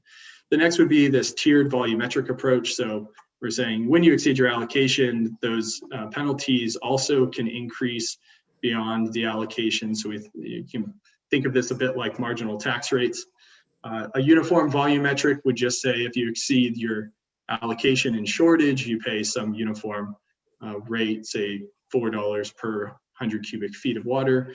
Or there's always, do the choose your own adventure, where we have a hybrid approach, which we're giving the example of a uniform volumetric and violation based, which the last time you went through this process with a penalty structure and shortage, that's where the city landed. I know it was not implemented, but what it looked like was this hybrid approach. Next slide, please. So we should look at some of the benefits and the challenges to each one of these different structures. A violation-based is very simple to message. That's a benefit. It's less administratively burdensome. It's simply, did you exceed your allocation or not? And here's your penalty. The challenge there, though, is it's not related to how much water you use. So somebody who goes a unit over would pay the same penalty as somebody who goes 20 units over. A tiered volumetric structure, the benefit there is that we can moderate the penalty for bills that are just over an allocation. So let's say our allocation is 9 units, and if somebody goes to 10 units, then we have one penalty, and perhaps at 15 units over, we have a more progressive penalty. The only challenge there is then we have to identify what are these thresholds, what are these breakpoints, what we're calling exceedance bins. The next one is the uniform volumetric. Again, simple to understand and pretty simple to administer, right? This is just like a uniform rate structure that folks are familiar with. But what this may do is give a break to those that have really egregious water use. So somebody who's using 30, 40, 50 units a month when the allocation is 9, that's problematic. And then the hybrid approach, what's beneficial about that is each time you violate it, it ensures that you're increasing the financial repercussions, but it becomes very complicated to administer, and it becomes complicated to explain to your customer base. Next slide, please. So our recommendation is to go with this tiered volumetric approach. What we can do is provide a strong price signal and message to customers while not using necessarily a big stick approach with average water use. So we can moderate those effects on customers at the averages and those that just exceed their allocations by a unit or two. But we can maximize penalties for those that are really egregious in their use, that are exceeding the allocation substantially, or that are using water wastefully. And when we take this approach, from our math, we would expect that you would have a lot of bills that fall just over the allocation. So when we think of an allocation of about 9 units per month, the way we've developed these exceedance bins that I'll show you, or these thresholds, I'll be showing you in a couple slides, is to correspond with how your single-family residential users historically use water. Next slide. So we want to show an example for a single-family residential user of what the allocation is at your phase 2 shortage. So this example, 2 people in a household at 65 gallons per day, that's 130 gallons for indoor use. You provide 2,500 gallons for irrigation needs in a month, so that equates to 83 gallons per day. So a 2-person household, you're allocating 213 gallons for in a day. That's 6,400 gallons in a month, which corresponds in those billing units of 100 cubic feet of 8.6 in a month. Next slide. So I discussed these exceedance thresholds, and what those are basically the thresholds at which the penalties increase. So again, we have an allocation for a 2-person household at 9 units per month. Our first bin is at up to 11 units per month, and that corresponds to our average summer bill and non-shortage for the class. 13 is the peak summer bill in non-shortage, and then the last breakpoint is at 17 units per month, which is approximately 2 times the summer allocation for that 2-person household. Next slide. So I'm not going to go through all the numbers on this chart. It's simply to demonstrate, how this penalty structure progresses. So if we're less than 25% over an allocation, it's a penalty of X dollars, 25 to 50% over Y dollars, and then increasing at the thresholds of 50 to 100% over your allocation, and then greater than 100%. So that's twice the allocation. Next slide. And just to visualize that last table in gallons per day and gallons per month, again, an allocation for that 2-person household, 213 gallons per day, or 6,400 per month. And then you see the different breakpoints at which somebody would be over an allocation and subject to a progressive penalty structure. Next slide. So this table puts some numbers, some actual penalties behind those different approaches. Column second from the left is our recommendation, again, the tiered volumetric. And what we're proposing is for that first threshold of less than 25% over the allocation, you'd be paying $10 per unit of water, 25 to 50% over at $25 per unit of water, 50 to 100%, $100 per unit, and then any use greater than twice your allocation at $250 per 100 cubic feet. Next slide, please. Just a wrap slide on some of the things that we've already discussed. So our survey of agencies shows that those with high penalties tend to have low supply reliability and or have high income customer base. Most of those penalty structures are progressive. So as the drought or the shortage stage increases, the penalties increase. As an account goes incrementally beyond the allocation, the penalty increases, or if you become a repeat offender, the penalties increase. Once more, most of the penalties that we surveyed are volumetric, they're not a flat fee. And all the volumetric penalties that we surveyed are significantly less than what the prior penalty rate structure recommendation was in the last shortage. And based on those similarities with the 3 agencies listed there, our recommendation is that we need a strong price signal. We need to be able to dissuade water use, especially for those for whom a modest penalty might not be financially problematic. Next slide.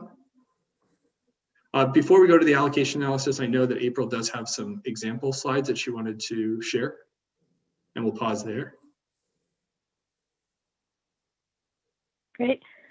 Thank you, Kevin. So the next slides that I just want to share real briefly is what we did is we took the Raftelis's recommended penalty structure and applied it to several different scenarios. And if Cindy, if you can give me access to share my screen.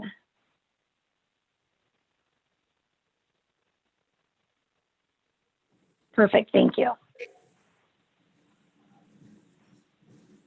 And I apologize, there's a lot of information on these very, very short slides, and hopefully you'll be able, it won't be so small.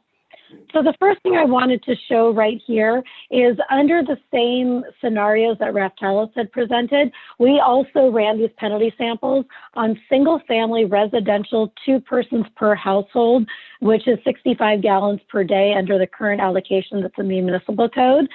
The chart on the left-hand side, it will show there are 7 different single family residences that we actually surveyed, and we took random sampling of it.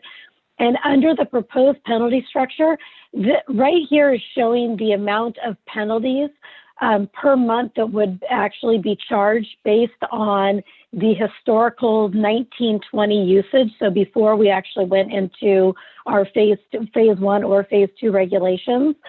On the right-hand side, this chart is showing what was previously in the municipal code, just as a sampling. And it is also important to note that what was previously in the municipal code was never actually implemented because we never got past that phase 2 emergency before the rain actually came. So it's just to show a comparison of what the difference is between the proposed structure versus the previous structure that was in the municipal code that was taken out a few years ago.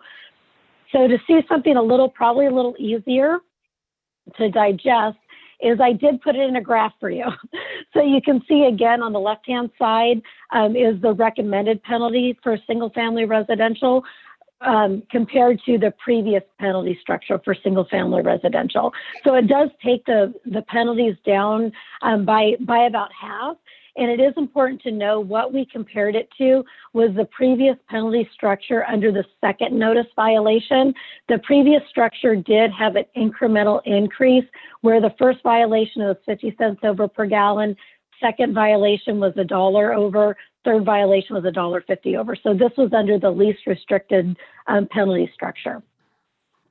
The next slide goes into non-residential, and this I didn't graph the non-residential because you wouldn't actually be able to see what the penalties are because of how skewed the numbers are.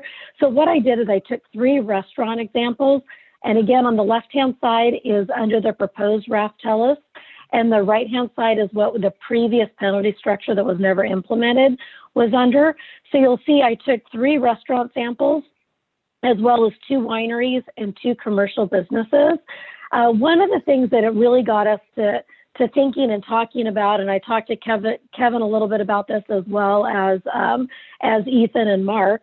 One of the things in the non-residential drought or phase 2 drought restrictions are based off of the 4-month winter average. So it would have been December, January, February, and March in the last non-drought year.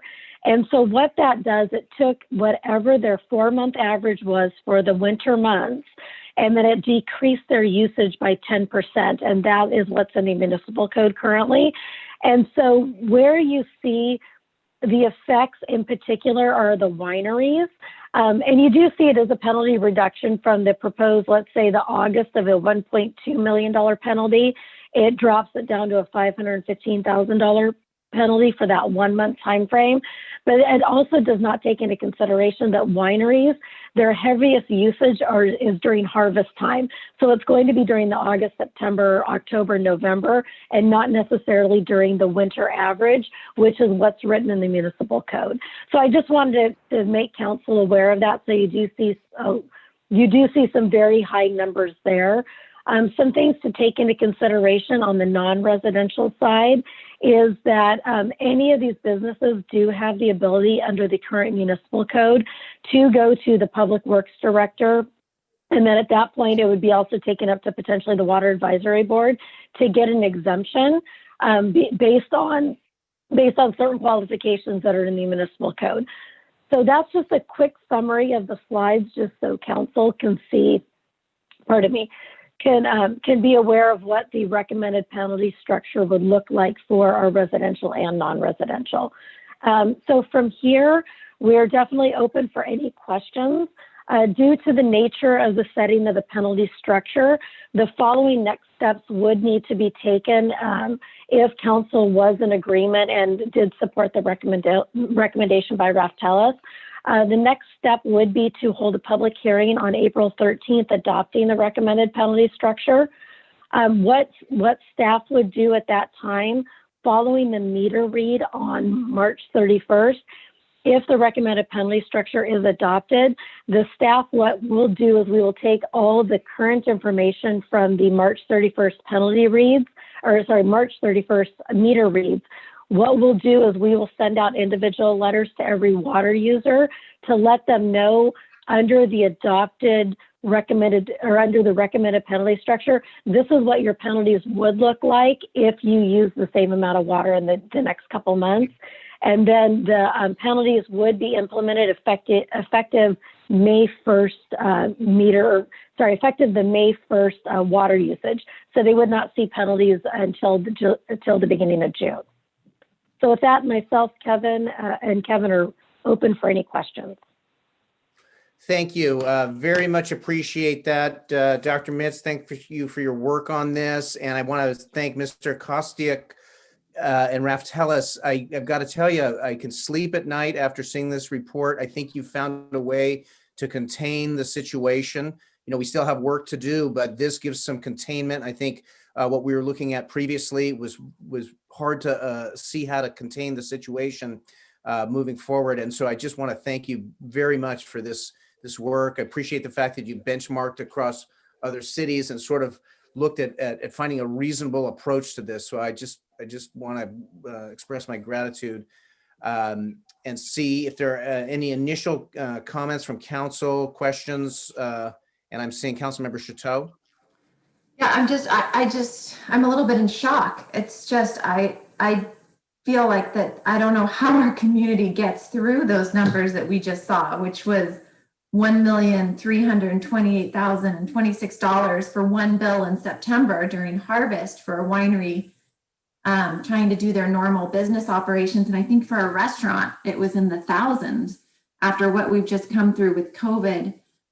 So I don't know what we do, but we have to talk about that, how we're going to get through harvest, knowing that that's what our town is all about. So I just want to be able to have a conversation more about that so that I understand too more how our restaurants and our businesses are going to, how we're going to work with them on that. Also, in the penalties, the first slide going back, our community looked so much higher than the others. I realize and I appreciate we're cutting it by half, but it just looked like we were so significantly higher than other communities. So I wanted to hear a little bit more about that, why that was the case.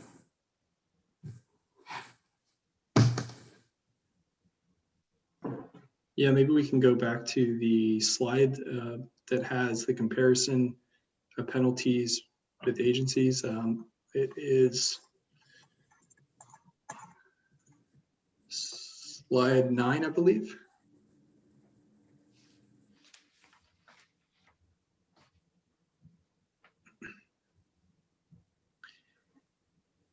So, you know, there's a lot of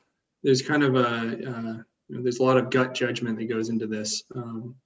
Yorba Linda obviously is the highest of the comparable agencies that starts at $20 per unit and goes to $160.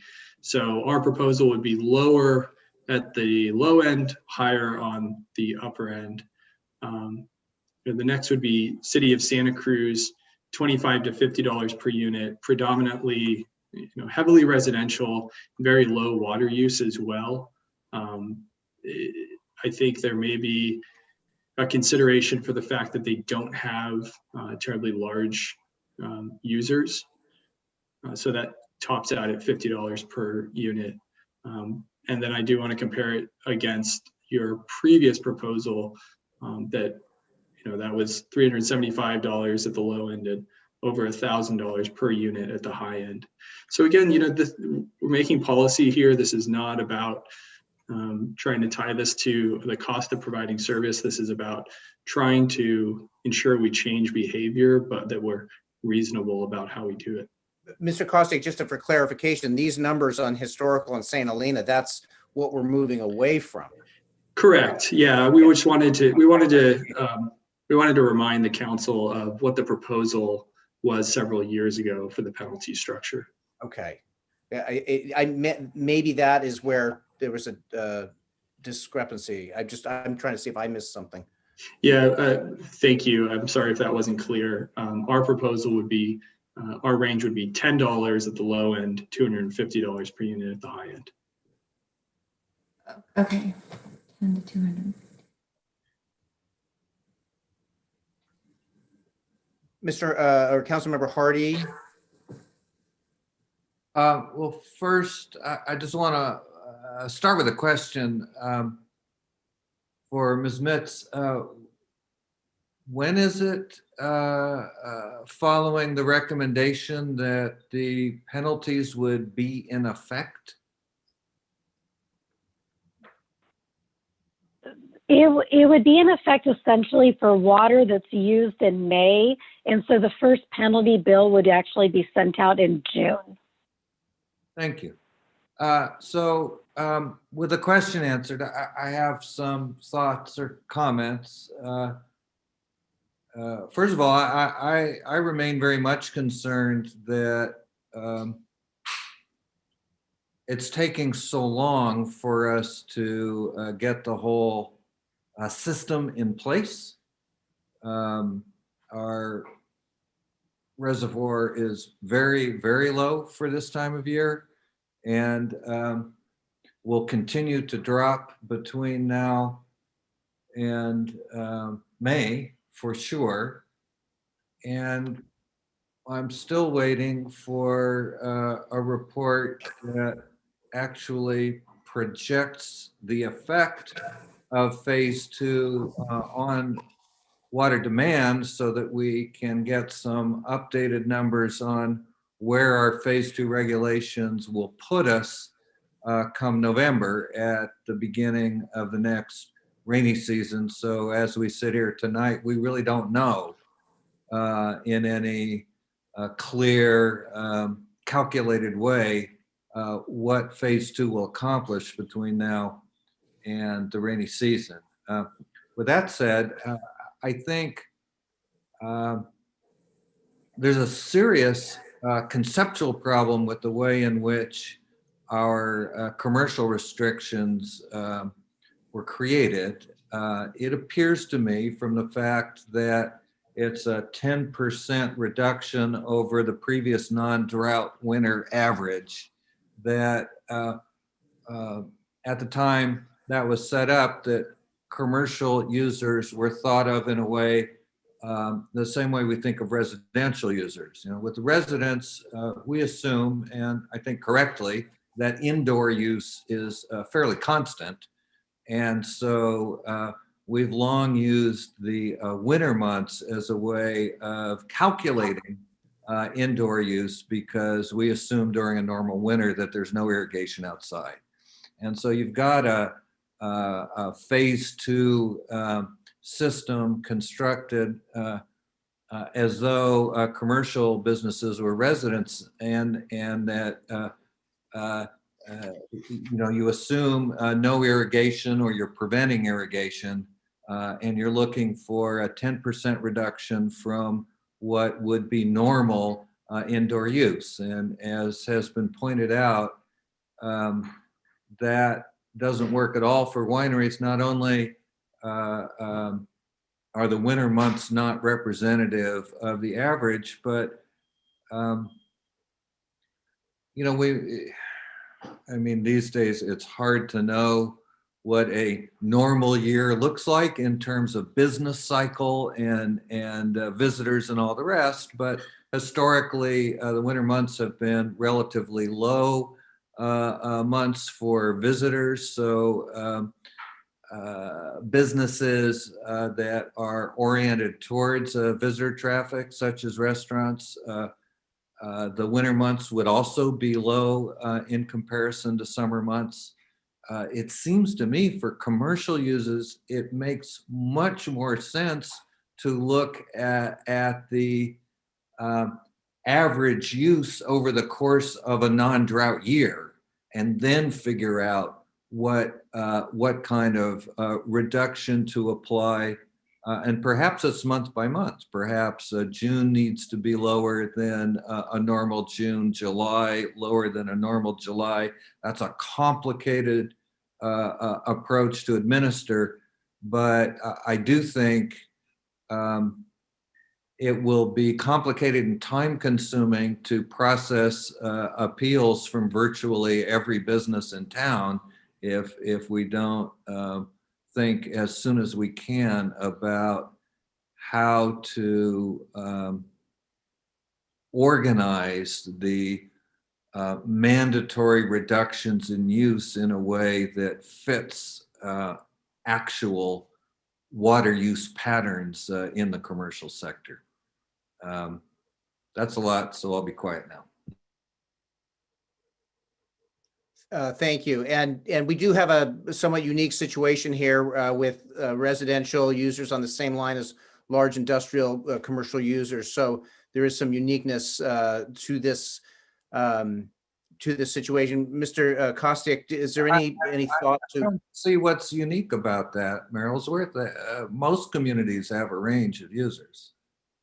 No, I concur. I'm just, what I'm saying is that I think if the benchmarking with the other cities, if there wasn't a similar kind of mix, maybe that is what is something that's not connecting. And I just want to check with Mr. Kostiak what his thoughts on that are. I was going to comment on Councilman Hardy's comment. As you're getting towards the allocation basis that these penalties would be applied to, and you actually brought up the things that April and I were discussing just today, which is looking at the commercial allocations, and if it's more equitable going forward to look at either an actual monthly use basis or an annual average. So I think you hit both of the things that we just discussed this morning. Mayor Ellsworth, I'm not sure if you had an additional question. Just in terms of, I have a question. Yeah. Sorry. Vice Mayor Doring. I would just, if you do that and you look at the commercial on an average, either yearly or some other basis, the effect would be a higher burden on residential allocation. They would take more of the brunt of the penalties. I know you have a lot of other slides that are going to get into that, but I can see that coming. And so I just wanted to put that out there. Yeah, that's a fair point. I think there are some trade-offs and some additional analysis that would need to be done, but you're right. When you move to an annual average, you get rid of some of the variation.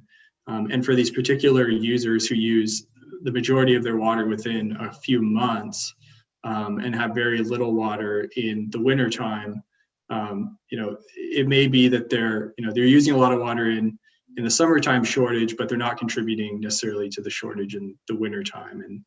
And how does, what's fair? But we will get into, I do have a few slides on that further on. So, and are there any other council comments or questions at this point?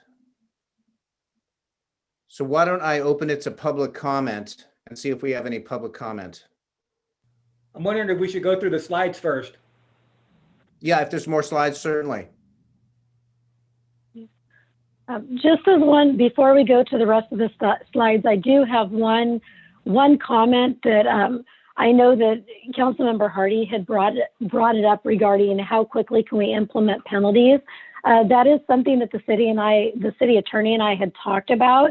We can actually start implementing the penalties right after we actually adopt the penalties. And again, Ethan, jump in if I'm not conveying this correctly. We can implement the penalties as soon as we adopt the penalty structure. The one thing that we were trying to do is allow for us to be able to reach out to every single water user to let them know that they were in place and give a little bit of notification. If council wishes, we can definitely implement it much sooner than that. The other thing too is we do have in our municipal code, and it is unrelated to penalties, so it's something that's completely separate, but it could be something for council consideration for those particular entities that may not have filed, may not want to file an exemption with the city. is under the St. Helena Municipal Code under the mandatory conservation measures.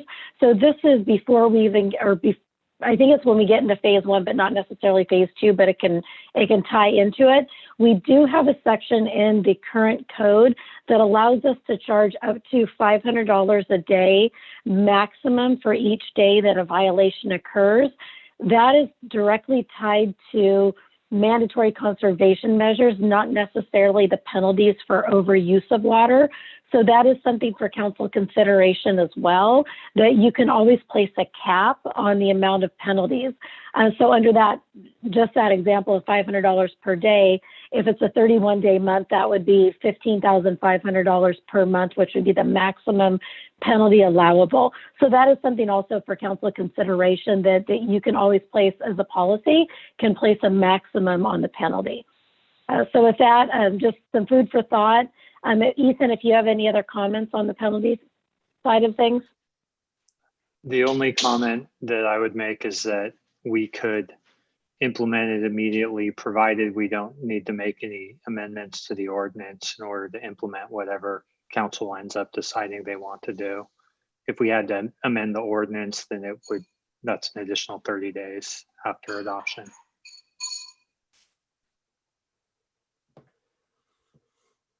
Okay. Thank you, Ethan. And with that, we can turn it over to Kevin for the remainder of the conversation tonight.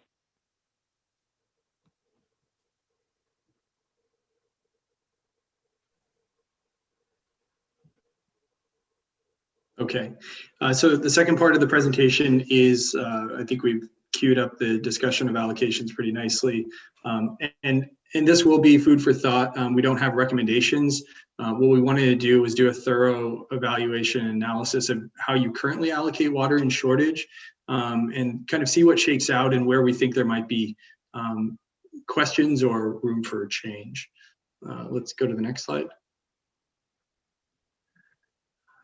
So we also wanted to compare how the agencies that we surveyed for the penalty structures, how they allocate water in shortage.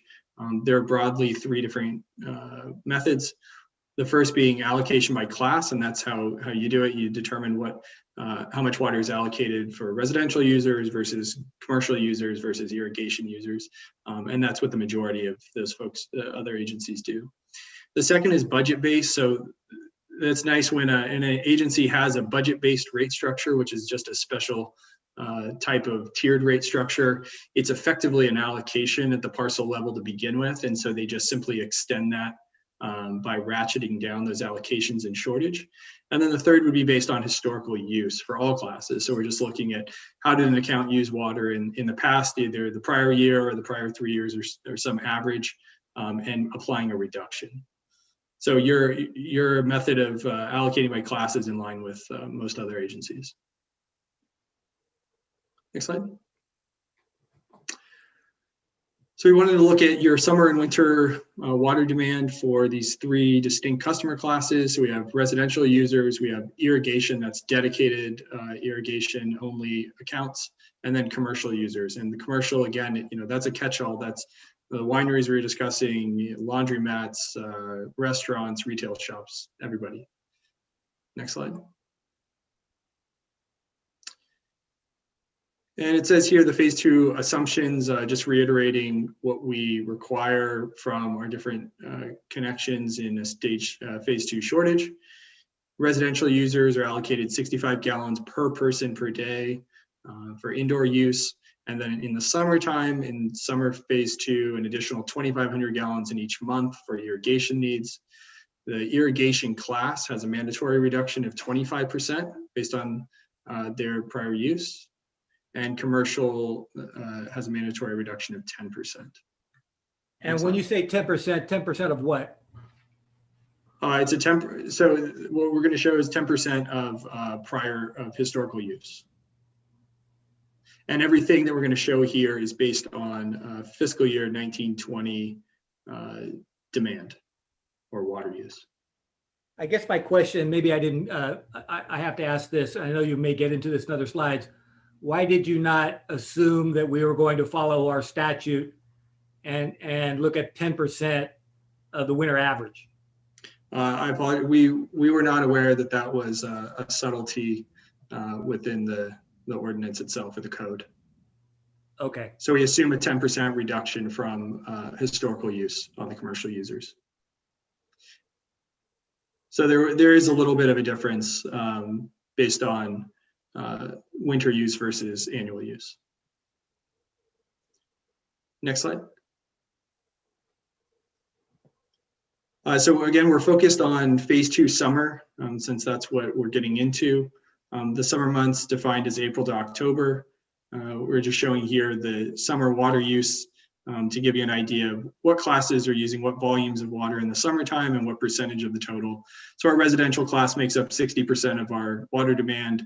Irrigation, dedicated irrigation accounts just 2%, and then commercial users are the remaining 38%. Next slide.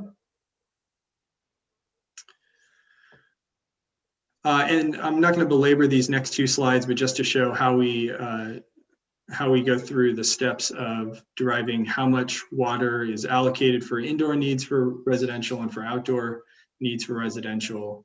And if we can move to the next slide. This is our indoor plus outdoor to just basically say how much water to serve all of our residential connections indoor in the summer, plus their irrigation allotments to come up with how many total HCF we're using. Next slide. And so this is an important slide to show what's our summer water use between the 3 classes versus what's our targeted use based on those reduction assumptions, or how much water we're allocating to our different customer classes, and how much we're targeting on a percentage basis for reduction. So with those assumptions, residential, we're calling for a 41% reduction in their summer water use based on prior year actual. Irrigation is going to be a 25% reduction, commercial 10% reduction. So system-wide, that's a 29%, roughly 30% system-wide reduction. And so the thing to note there again is 30% system-wide, but 41% from the residential class, 25% from the irrigation class, and 10% from commercial. And if we go to the next slide, we do the math for both phase 2 and phase 3 in summer and winter, just to give an idea of how much water use are we targeting for reduction overall at each phase in each season, and what are we requesting from our 3 major customer classes. And again, phase 2 summer is what we're focused on tonight. Next slide. So the questions that arise are, we're talking about deriving a demand target based on what we're requesting users to reduce by. And that translates into roughly a 30% reduction in system-wide demand. And so the first question is that sufficient based on supply conditions through the summertime? So is 30% enough? Is it too much? Does it jive with supply conditions as they're projected now? The next question is, if we're talking about a 30% system-wide reduction, is it appropriate? Is it feasible that single family, that's 60% of our water use, can make up a 41% reduction, right? We're requesting significantly more from that class. Now in the summertime, a lot of that demand is outdoor, it's discretionary use. But again, the question is, can we achieve a 40+% reduction from that class to get to 30% system-wide? And then the third one that's been brought up tonight is, should we require additional conservation from our commercial users greater than the 10%, but knowing that it's winter water use that's applied, that brings up additional considerations. But the question remains, what level of reduction should we be requesting from our non-residential users? Next slide. And this is just our wrap slide. And I think we've started the discussion on a few of these. The first bullet, again, calling for about a 30% system-wide reduction in phase 2 summer. I think this is an important point, though. If the demand reduction is less, then residential allocations, and I suppose even commercial allocations, could be higher and vice versa. If we need a greater than 29% system-wide reduction, then we'd be thinking about ratcheting down allocations. As we increase the request, though, to reduce demand, it may be that we're going to find folks unable to reduce or less willing to reduce, and then you're going to end up with more bills in the penalty exceeding their allocation. The flip side is if we're able to increase residential allocations even fractionally, then we should have many fewer accounts entering penalty.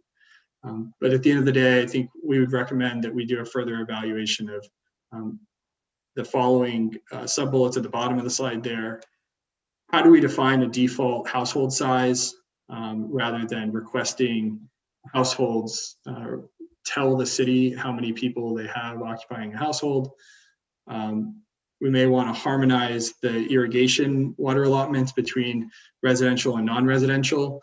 Our understanding is that residential receives the 2,500 gallons each month as a chunk of water, where non-residential is allocated outdoor needs on a square footage basis. And then that last one is, taking a harder look at commercial allocations generally, winter water versus actual period use versus some annual average or otherwise. And I believe that's our last slide tonight for this discussion. Okay, I'm seeing Councilmember Hardy. Yes, I do have a question. Mr. Kostic, could you take us back, please, to the slide where you were showing both winter and summer reductions? Sure. Phase 2? I believe that's slide 27. Thank you. I'm very much confused by the winter reduction number. It looks like we have an even greater reduction in residential use in the winter than we did in the summer. But I think the difference is just one is no longer getting an irrigation allocation in the months when we generally assume there is no irrigation. That's it. That's correct. So then if we're talking about what is presumed to be a decrease in indoor use only, the reduction should look something like 15 or 16%. The old rule of thumb is 75 gallons per person per day. It's not far from what data we saw in a previous staff report showed was our actual winter month average for residential users. I think I broke that down and it looked like maybe 77 gallons per person per day. But going from that to 65, I don't see anything like a 45% winter reduction. So that's where I'm confused. We'll double check or triple check the math on that. We're comparing again against the prior year winter, the 5 months of winter. So it could be that there were irrigation demands, there was outdoor water use that was being used. And when we compare it to the phase 2 where we're only allocating indoor, that makes up the difference. I think you've hit on it here. We may be thinking or defining non-drought winters as winters in which we're most often we have a low rainfall year before we declare any emergency or restrictions at all. And we have just completed the second of 2 low rainfall years. So yes, it would be a reduction over the ironic consequence of a low rainfall or drought year, which is if we're not imposing restrictions, winter use goes up because of the irrigation.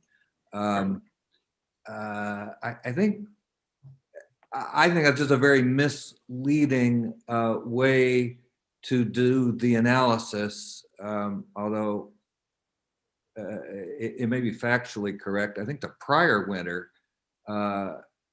is probably a better gauge of the concept, which is that we're focusing on indoor use. Maybe with climate change, we have to think about what's really going on in the winter months differently. It might be if we looked at average winter use for residences over the last 10 years, we'd see that there is something significantly more than we can account for indoors. But that's another, I mean, I'm not saying that's part of your scope, but part of what I see as really important for updating our water management policies and tools in the light of climate change is doing just that, looking at data and thinking ahead and testing and challenging the assumptions that are rooted in long-term averages that no longer seem to be very good in terms of predictive value. Thank you. So I just want to jump in with a comment. In terms of what I was saying about us all being on the same line, large and small users, we're all paying the same rate. The tiered rates that we used to have are no longer here. And I'm wondering if that factors in, if the idea is that we want to keep all our users, large and small, as safe as possible through a drought. So we all diminish our use in a way that works. We all have a certain range of water, big or small.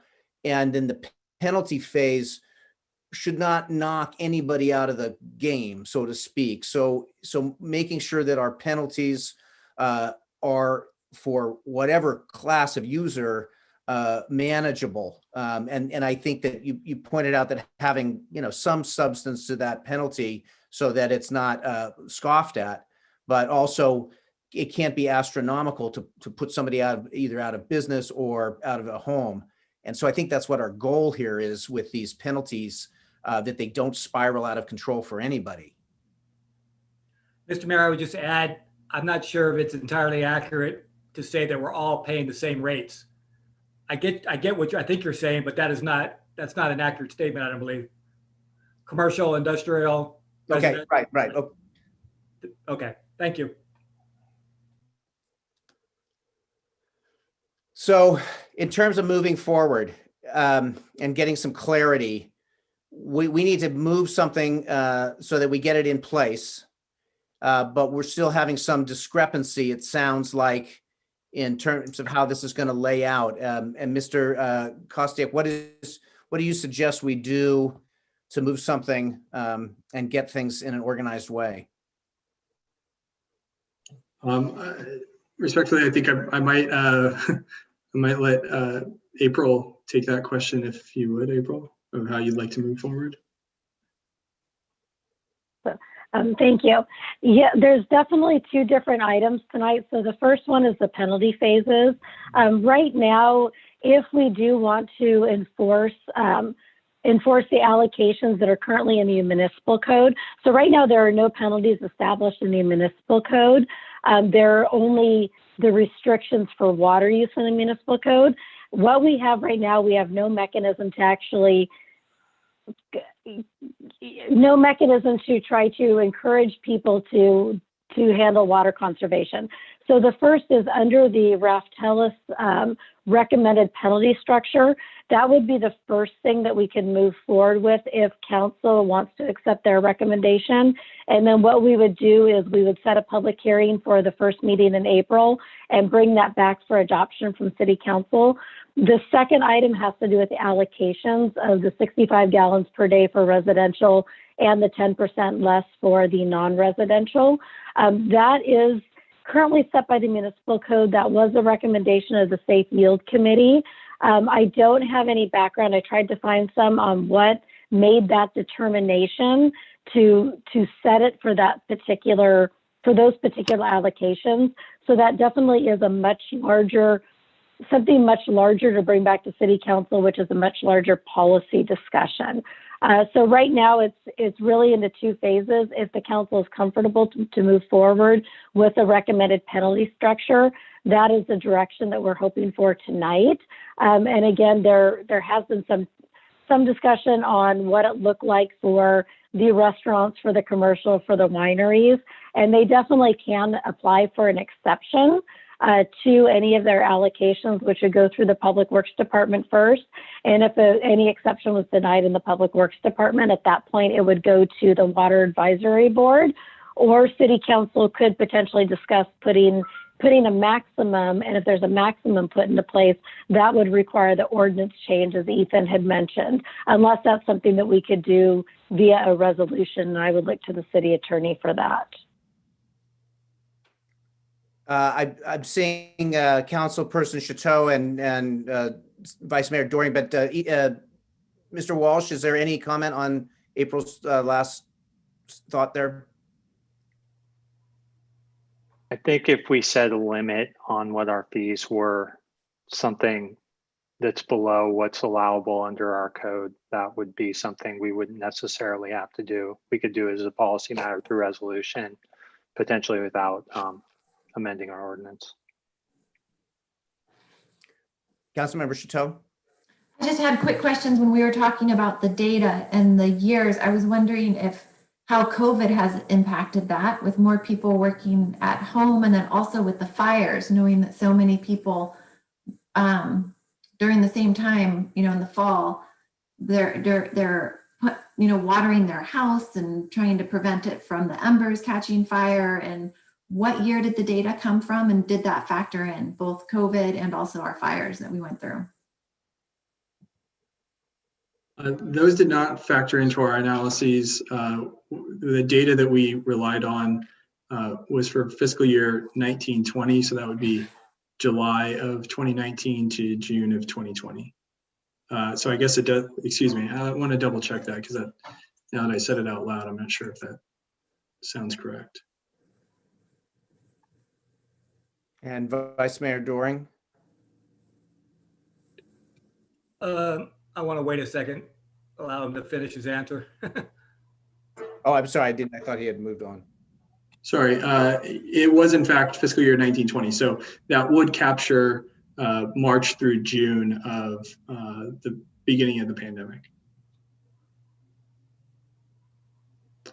And I just had one more question. I'm sorry, if I could just ask it. Please. Is that okay? Just with the billing, since we do the billing, isn't it every other month with the penalties? Would that continue so people wouldn't see it until 2 months, every 2 months? No, what we are doing in our department is, in working with Public Works, we are actually going to be sending out letters monthly to let, so on a non-billed month, they'll actually get a separate letter stating what their use was for the previous month, as well as the penalties that are assessed. Okay, thank you. And Vice Mayor Doring. For me, it's very difficult to have an intelligent discussion without all of the data points. And I think Councilmember Hall has brought this up in the past. Councilmember Hardy's brought this up tonight. We really need to know what it is that our community has to do. How much are we required to conserve? I like to think in 100 acre feet or acre feet actually. I know that Councilmember Hall did some analysis and came up with just sort of a paper napkin, maybe did more work. He said 140 acre feet a month over the next several months. And yet I see calculations I've seen for just residential is 371 acre feet. That's the 161,729 HCF. So I'm a little worried that we're not actually conserving enough water over the next several months in order to have enough water left. And I'm not sure why it's so difficult I know what we've had a change of guard, and we have different personnel at Public Works, but we really need to get to that number. What is it that our community has to conserve each month, and then say over the next 7-8 months, and then we can look at this data fresh light, if you will, then I can see the fairness of the allocation of burden in a better way. And I'm not criticizing the consultant. That's really on us. We should be able to figure that out at our own staff level. Thank you. Thank you. Councilmember Hardy and Councilmember Chateau, I don't know if your hand was still. Councilmember Hardy. Thank you. Well, I certainly share Vice Mayor Doring's concerns about whether or not we're doing enough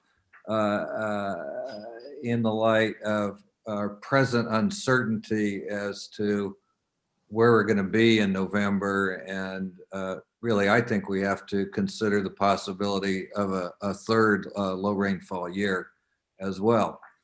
But for the very same reason, because I am concerned, I think we need to do something now while we continue to gather information and analyze it,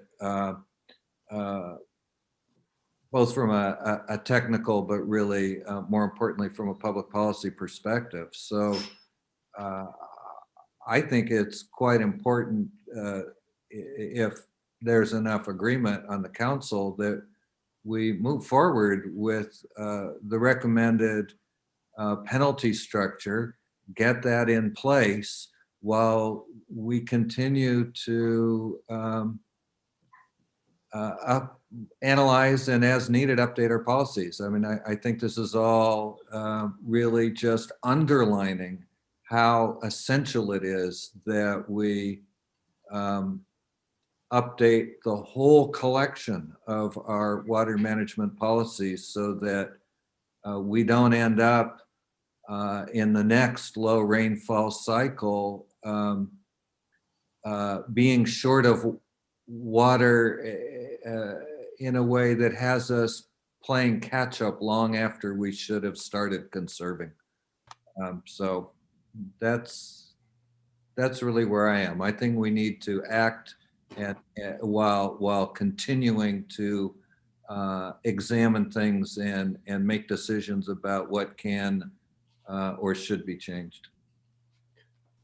So I definitely support that, and moving forward with the recommendations. I talked to the city manager today about circling in with the vice mayor and Mr. Wenger and looking at the framework we've been building, water security framework with all the policy aspects as quickly as we can. So if there's support to move forward with these recommendations while we dual track with that aspect as quickly as possible, and then as Vice Mayor Doring puts across, let's find those numbers, those target numbers that we can be very clear with our community what we need to get accomplished, both the residential and business community. I agree with all of that, Mayor. Paul, I like your idea. Let's get a target and let's work towards the target and figure it out there. Lester, I like your ideas. Basically, until we have a target, let's get something in place right now and begin motivating behavior in the right direction. Meanwhile, we have this other entire water policy consideration that needs to get framed up as well. So I like all of that. I think the target, frankly, we could probably, I think the data is what it is. We only get so much from Napa. We only have so much in the reservoir. We're only going to do so much pumping out of our wells. And we know what those levels are. We know what we typically are using right now. So I think coming up with the target shouldn't take that long to do. Is this an appropriate time, Mayor Ellsworth, to take public comment? Yes, I appreciate that. Thank you. And I'm seeing Mr. Rue. We do have public comments. Yes. Thank you. Mr. Rue, I will allow you to speak. If you can unmute yourself, you will have 4 minutes to address the council. Yes. Hi, everyone. I just have a quick suggestion. I think the penalties are going to be a pretty unpleasant surprise for a lot of people, especially for residents who don't have a good idea of what every person in their household is actually using as far as water goes. So I was wondering if you might be able to set aside some of the funds raised by this to subsidize a water use monitoring device so residents can know their daily usage, whether they have water leaks or whether their teenager takes a 2-hour shower, that kind of thing. There's several products on the market. Flume, F-L-U-M-E is one of them. There's a smartphone app that'll let you know, when water use is abnormal, if there's a leak, and it's pretty easy to install, $199. So fairly affordable, but just want to put that out there. Thank you. Thank you. I'm going to send my daughter to the mayor's house.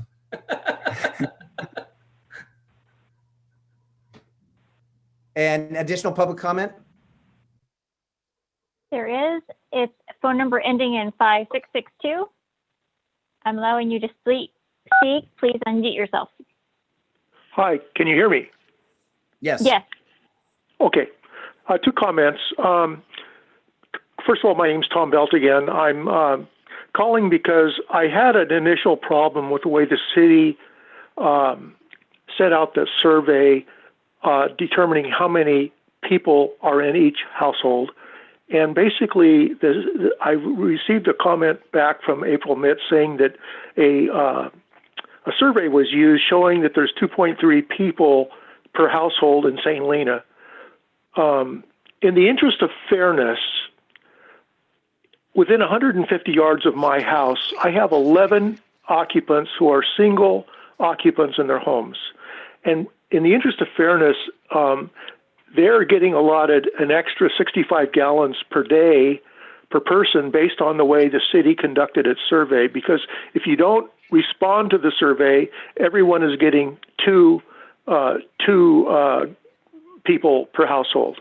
Okay, that's my first comment. I don't know what can be done about that, but it is important to me that it be equitable for everybody who's living in St. Helena, not only the residents, but also the commercial businesses. Second comment, in the municipal code, it's under phase 2 restrictions, it states that the city of St. Helena's their property has access to the recycled water at the water treatment plant and also at the lower reservoir. And I would very much be interested in having the city allocate some of that lower reservoir water to the residents in St. Helena to help under these extreme circumstances that we're all looking at, trying to save some of our landscaping. Personally, I have thousands of dollars of money spent over the last 40 years trying to take pride in keeping my house green, and I hate to see it lost. And any help that the city could give us would be very much appreciated. If that water in the reservoir isn't used, I know it's up between 25 and 30% now, and there's 160 acre feet in that reservoir. So we're looking at about 40, maybe 40 to 50 acre feet there. I think that could go a little ways towards helping the public here in the St. Helena. And thank you for your willingness to listen to me. Bye-bye. Thank you. Thank you for the comments. There is no other public comment. Okay, very good. So we will close the public comment. We'll bring it back to council. Are there any other comments here from council? I'm seeing Council Member Chateau. Thanks. I just wanted to follow up. I liked Tom Belt's comment about having it be equitable to everyone the best that we can. That was both residential and commercial, and also making sure that we do what we can to help people through this, knowing that there is going to be a surprise with it. It's surprising to me to see the numbers across the board for everybody and what we're talking about. And it is confusing to know what it really means if you take a bath or not, or a shower and all of that. And so what the real consequences are. I love the idea if we could do the water use monitoring and help with that, so people get the feeling that we are here to help. This is a really hard situation that we all have to go through together. That's extreme.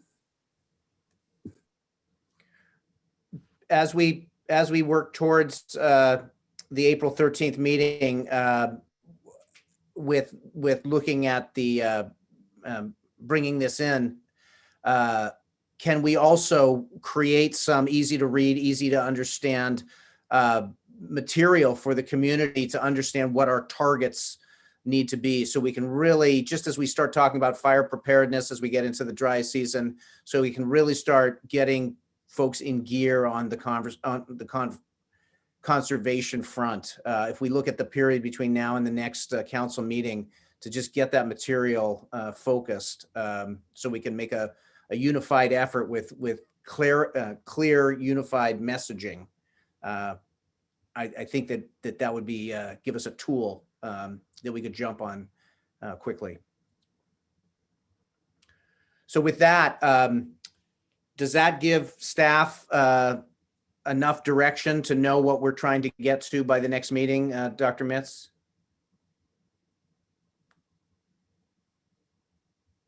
So for what I have for the next meeting is setting a public hearing to adopt the recommended penalty structure.